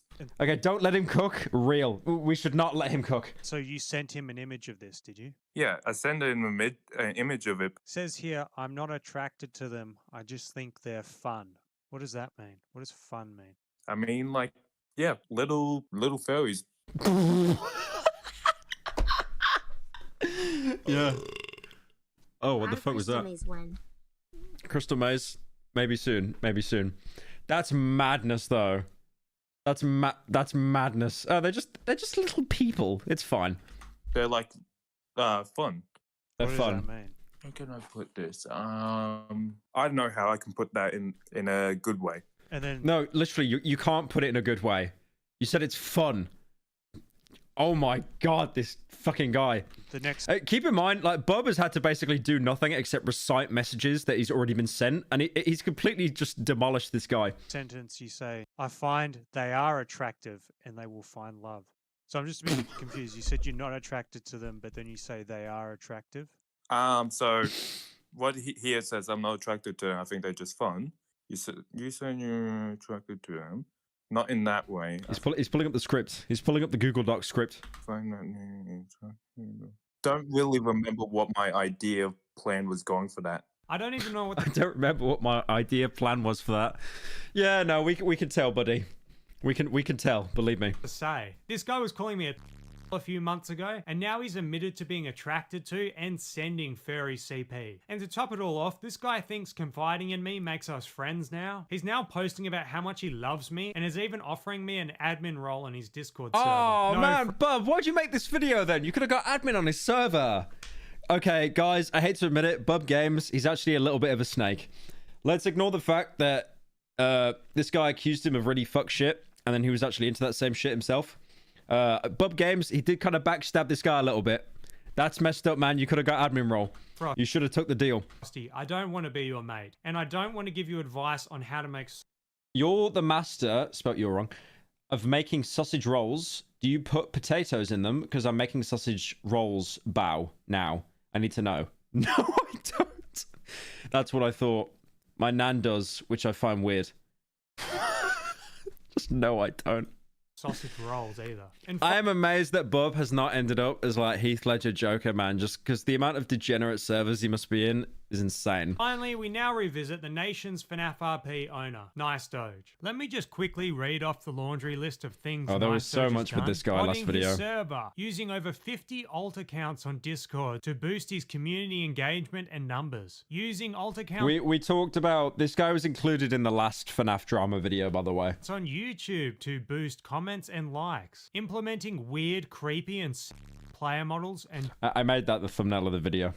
Based. Jobs into his server, as well as his strange friendship he had with a 15-year-old girl. You smiled and laugh reacted to the I love you? I just randomly put that on there because I do that sometimes. Like, I don't actually want to date that person. Like, I probably just put it on there. Like, she used to send me emojis too, like, and then I just started sending her emojis. When I uploaded the video, Nice Doge went into full crisis mode. And you could just hear the guy in the call was like sweating buckets saying that. Would spend the next few hours responding to every single comment that mentioned him under the video. I actually went back and Oh, that's right. Yeah, he'd like reply to comments that he made saying that he's innocent or something like bot comments. Tallied his replies, and they totaled to over 100 messages. The nation's Discord server also went into full lockdown. All sound the same, don't they? They all have nasally and degen speech. Yeah, I don't understand that. They kind of just need to blow their nose a little bit. Maybe get like a candle, you know, something to clear up their sinuses. Mention of me was banned, and he even made this cute little server banner. They actually put him on the hit list, bro. They put Bub on the hit list. With my face on it. Games has made a masterpiece of a video, but not everything is actually true. In respects in, but, however, as we all know, a few minor changes need to be made to the video. Everything in relation to Nice Doge is indeed incorrect, and is considered a false accusation. We're on our way, and Nice Doge will make everything right. The authoritarian nation is coming to fix Gary's mod, and everything will be set right. Allow us to make a better future for Gary's mod. Nice Doge would then message Least intimidating Discord threat I've ever heard in my life. Me, asking me if I could edit out any mention of him from the video. When I told him I wasn't going to do that, he then I don't think I'll do that. Asking me if I could edit out any mention of him from the video. When I don't think I'll do that. Told him I wasn't going to do that. No, I don't think I will, actually. He then threatened to have the video taken down. You see, Nice Doge is no stranger to abusing YouTube's broken copyright takedown system. In fact, he's done this multiple times before to smaller YouTube channels trying to expose him. He was even so confident I like how he was stupid enough to put his full name in as well. He'd be able to do it to me, that he began bragging to other people about how he was going to have my video taken down. And then no more Bub Games. Like, actually thinking he's on top, bro. But when he realized this wasn't going to work, he then tried backpedaling by telling me what a big fan he was of me. A few days later, I decided to join. Imagine trying to strike someone's video, it doesn't work, and then you're like, I'm a big fan. Please, could you take it down? Pretty please. In the nation's Discord server again and hop in the voice channel with some of the mod team. Midway through our conversation, I noticed a mysterious little fella had joined the channel. Who's Lucas Gamer? Lucas Gamer L4. Hello, Lucas Gamer L. Thank you, Xboy1 for the 250. Can you watch... Damn, 250. Thanks, bro. Can you watch Brew talk about gaming chair explode? Brew? What the fuck is that? Brew gaming chair explode. How sitting on a gaming chair killed a 14-year-old. Are you joking? What the fuck? L4? Dude, Lucas Gamer has the same background noise that Doge did when I spoke to him. Okay, fine, it's me. It's honestly me. Why are you on that account? I don't know. I just want to see what you guys are up to. I was spying on you. Nice Doge would then I was spying on you. Why would you just self-report like that? These guys have no brain cells. rejoined with his main account and started admitting that he was lying during my interview with him, but stressed it was all just a joke. Allow me to explain the official story and not some crappy, wacky crap that I came up with the other day when Bub was interviewing me, because I shouldn't have done that. It was stupid of me to do that. I'll be honest with you, I was trying to be funny in your interview. I was trying to make stupid stuff to be funny, and when I did that, it kind of made me look bad. So yeah. What about the religious cult group of kids? I made that up. Okay, I'm gonna be honest with you. Why can none of these people get a good mic? Like, Supreme Doge sounds like he's next to a fucking Hadron Collider with that buzzing sound in the background. Okay. I shouldn't have done this, mate. I should not have made the alt accounts, and well, I'm gonna just admit, okay, I shouldn't have done what I did, okay, with the alt account. Like, I'm a very funny person. You might notice that I have this invasion reference. That's just a funny joke. It's not real, okay? After I left the call, Nice Doge had what I can only describe as an episode of some sorts, where in the span of a few minutes, I go from being promoted to admin in the Discord server to being banned permanently from the server, to him threatening me that his family is looking for me. It's been fun having you around, bub, but unfortunately, it's time for you to go. I was just a simple fan and nothing else. Yeah, sure, buddy. My family is searching for you because they want payback for your video. But I'm simply just not interested in this nonsense anymore. Good luck in your future projects, mate. Best regards. In real life. Apparently My family are looking for you. Nice Doge's family wasn't too pleased with my video, and they were on the prowl in Western Australia looking for payback. Fortunately, if you are seeing this video now, that means I've managed to evade their capture. This would be followed by a string of pathetic attempts to join my Patreon-only Discord server, which all resulted in him getting banned. Oh, that's just disgusting stalking. Like, imagine paying someone's Patreon just to get access to their server to lurk. I like how he doesn't even use like a... Bro, you could have used any kind of like alt account here as well, you idiot. He even tried at some point to get someone to join on his behalf and change the ownership over or something. That's kind of where the story ends right now. You can still find Nice Doge festering in the comments section of my video, still replying to comments, all while he neglects his server that continues to dwindle in popularity. Hopefully this will be my last video I do on this cesspit. Unless something drastic happens, I hope I never have to talk about this server again. Yeah, that's insane. Like, how stupid that guy is that he joins a Discord server, like, with his own username. Huh? Bub Games found out it was me? But how? How do you do that? I was sitting in a gaming chair, tragically killed a 14-year-old. Alright. You know the feeling. Thank you, Yen, for joining. You've come home from work or school and you just want to sit down. You slip off your shoes at the front door, drop your bag off on the couch, and stroll over to your desk. There's a new YouTube video that dropped today from your favorite creator, and you're excited to watch it. Isn't this guy like part of that group that all like sound the same? It's like there's another one. There's another one that like there's another one that does like T-spill drama. I forget now. I forget the person's name. But I swear there's like a group of people that like have that anime picture. You roll your chair over to the desk and plop down on the seat. Ah, Spill. That's right, Spill. In an instant, you're thrown across the room. When you finally come to, all you can remember is a loud bang rocketing through your bedroom. You drag your hands across your body to see if you're okay when you feel a hot stickiness. You close your eyes, hoping it won't be what you think it is. But when you bring your hands up in front of you to look, their crimson sheen betrays your injury. Next thing you know, you're in the emergency room, and surgeons are busy pulling chips, shards, and metal scrap from your abdomen. That's so sad. How could sitting in an office chair go so very, very wrong? What makes an office chair go boom? Plastic explosive. You got drone striked? Yeah, probably. Max Death Machine. The game is free to play. After a long day at school, he laid back on his bed to rest while his sister, Miss Leo, who had just gotten out of the shower, sat down at her desk to twiddle around on the internet while blow-drying her hair. Then, with no warning, a sharp bang ripped through the room, and a powerful surge of air followed. Are they being, like, bombed? Is this like a drone strike? Or was there so many explosions in this house? Throwing the room into disarray. In the aftermath, Mr. Leo, still reeling from the sudden pressure change, looked around their ransacked room to see his sister laying still on the floor, her body thrown like a dead thing against the side of their bed. She was still conscious, but just barely, and passed out moments later. With his sister's blood pooling on the floor around him, Mr. Leo called the paramedics, and shortly after, she was hoisted into an ambulance, speeding off to the emergency room. Medical teams got to work on her double time and told her family I'll be honest, I don't even care what's happened to her. I'm just more thinking, why the fuck is there just random explosions? that she'd been injured by an explosion. Her anus had been split open, punctured by fragments Holy! of metal, and her genitals had likewise been perforated by shrapnel and debris. Holy! Miss Leo was wheeled into surgery not long after getting to the hospital, where surgeons and nurses worked to remove the detritus that had been rocketed into her nether regions. After a grueling 5 hours, Minecraft Nether. doctors finally stitched up her wounds, but her journey wasn't done yet. It would take yet another 6 months for her injuries to fully heal. Looking back at the scene in the siblings' tiny apartment, it was clear where the explosion had originated. The small blue rotating gas spring-operated stool was to blame.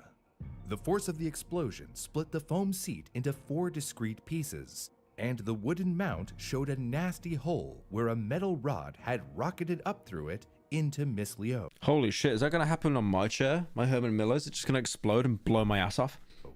Inside the room, the siblings' computer had been bombed out by the shockwave, and parts of the plastic casing had melted. Lucky for his sister, the steel rod in the center of the stool didn't pierce into her body. If it had, her injuries would have been much, much worse. After interviewing neighbors, journalists found that the sound of the blast could be heard from as far away as 200 meters. Some thought it was so loud. Watch Pyro be standing up in new videos. I might do, man. I might do. God damn. It had I don't want be to a lose my gas asshole. pipe explosion, and called the fire department.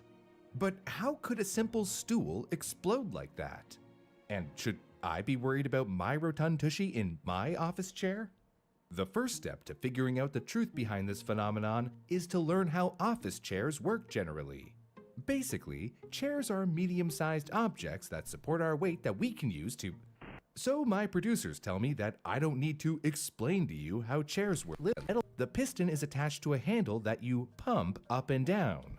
The piston moves inside the cylinder, sucking in air before compressing it through a valve and into whatever you're inflating. Your tires, your Inflation. sports balls, and whatnot. In a gas spring, the piston is attached to the bottom of your seat, and the entire cylinder is pressurized with nitrogen gas and oil. The nitrogen is pressurized so it exerts upward force on the piston, which holds your seat at the topmost position. The nitrogen provides the force, and the oil lubricates, ensuring the chair works smoothly. Also, since gas springs are holding pressurized gas, they have to be made of metal that can handle the force. Gas springs occasionally have holes in the piston that allow gas to move from one side of the piston to the other. This might make you think that the piston isn't actually compressing the gas, but remember, the cylinder that contains the piston is gas tight. So when the piston is depressed, the rod itself takes up space that compresses the air. There are multiple reasons for the holes in the piston. One is so oil or other lubricant can move from one side of the piston to the other. If there were no paths from each side of the airtight seal, then the piston would dry out eventually. With a gas spring, pressure can equalize on each side of the piston because of the holes, and the upward force is generated by the higher surface area on the inside. For all my math nerds out there, the equation for this is force equals pressure multiplied by... Do we need to know this? Do we need the lesson? Like, I get the padding, but we do not need to know about fucking Einstein's theory. Office chair while home alone. The boy went to his computer to go on the internet like so many young folks, when the chair below him erupted, driving a steel rod into his abdomen. Holy. As his blood pooled on the floor around him, he dragged himself to a phone and called his father, who contacted medical authorities. When they finally arrived, Xiao Gong was looking very pale from blood loss, but was still conscious enough to speak. Xiao Gong was taken to the Jiaozhou City Center Hospital, where doctors worked to save the boy's life. He was bleeding internally, hemorrhaging blood after the rod that had been embedded inside him had damaged blood vessels around his wounds. Tragically, doctors weren't able to get a handle on the boy's blood loss, and within an hour of arriving at the hospital, he had passed away. His father said after that he never thought that a child just sitting on a chair could That's have crazy, any type of man. accident, Literally getting one-tapped and by a that chair. This type of pressurized Shit. cartridge going out of control is definitely a quality issue. Another case from November 2007 out of Yantai City describes how a 68-year-old man was taken to the hospital after his rotating chair exploded. He was taken to the hospital in shock and similarly suffering from blood loss like Xiaogang.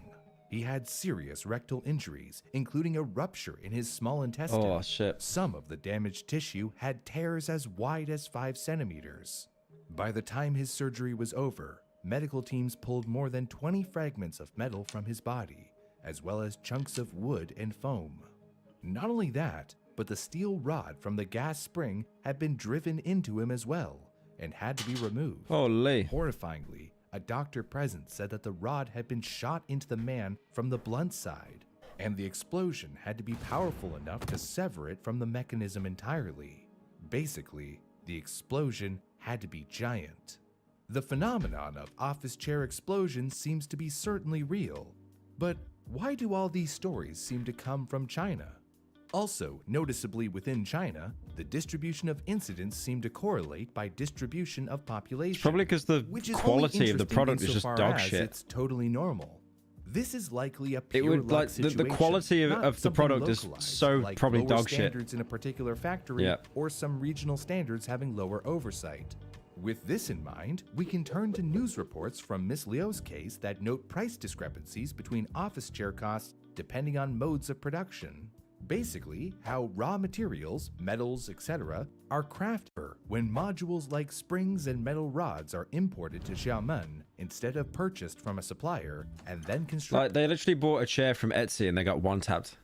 factory for a higher price, different chairs, and dropped heavy sandbags on them to see how they could withstand the impact. The first chair was from a reliable and well-known retailer, which show from China tested this exact scenario for us. The showrunners took 3 different chairs and dropped heavy sandbags on them to see how they could withstand the impact. The I wish I was that chair. first chair was from a reliable and well-known retailer, with info about the manufacturer and certification guaranteeing safety standards. The second was purchased second-hand and had some visible damage on the column that has the gas spring.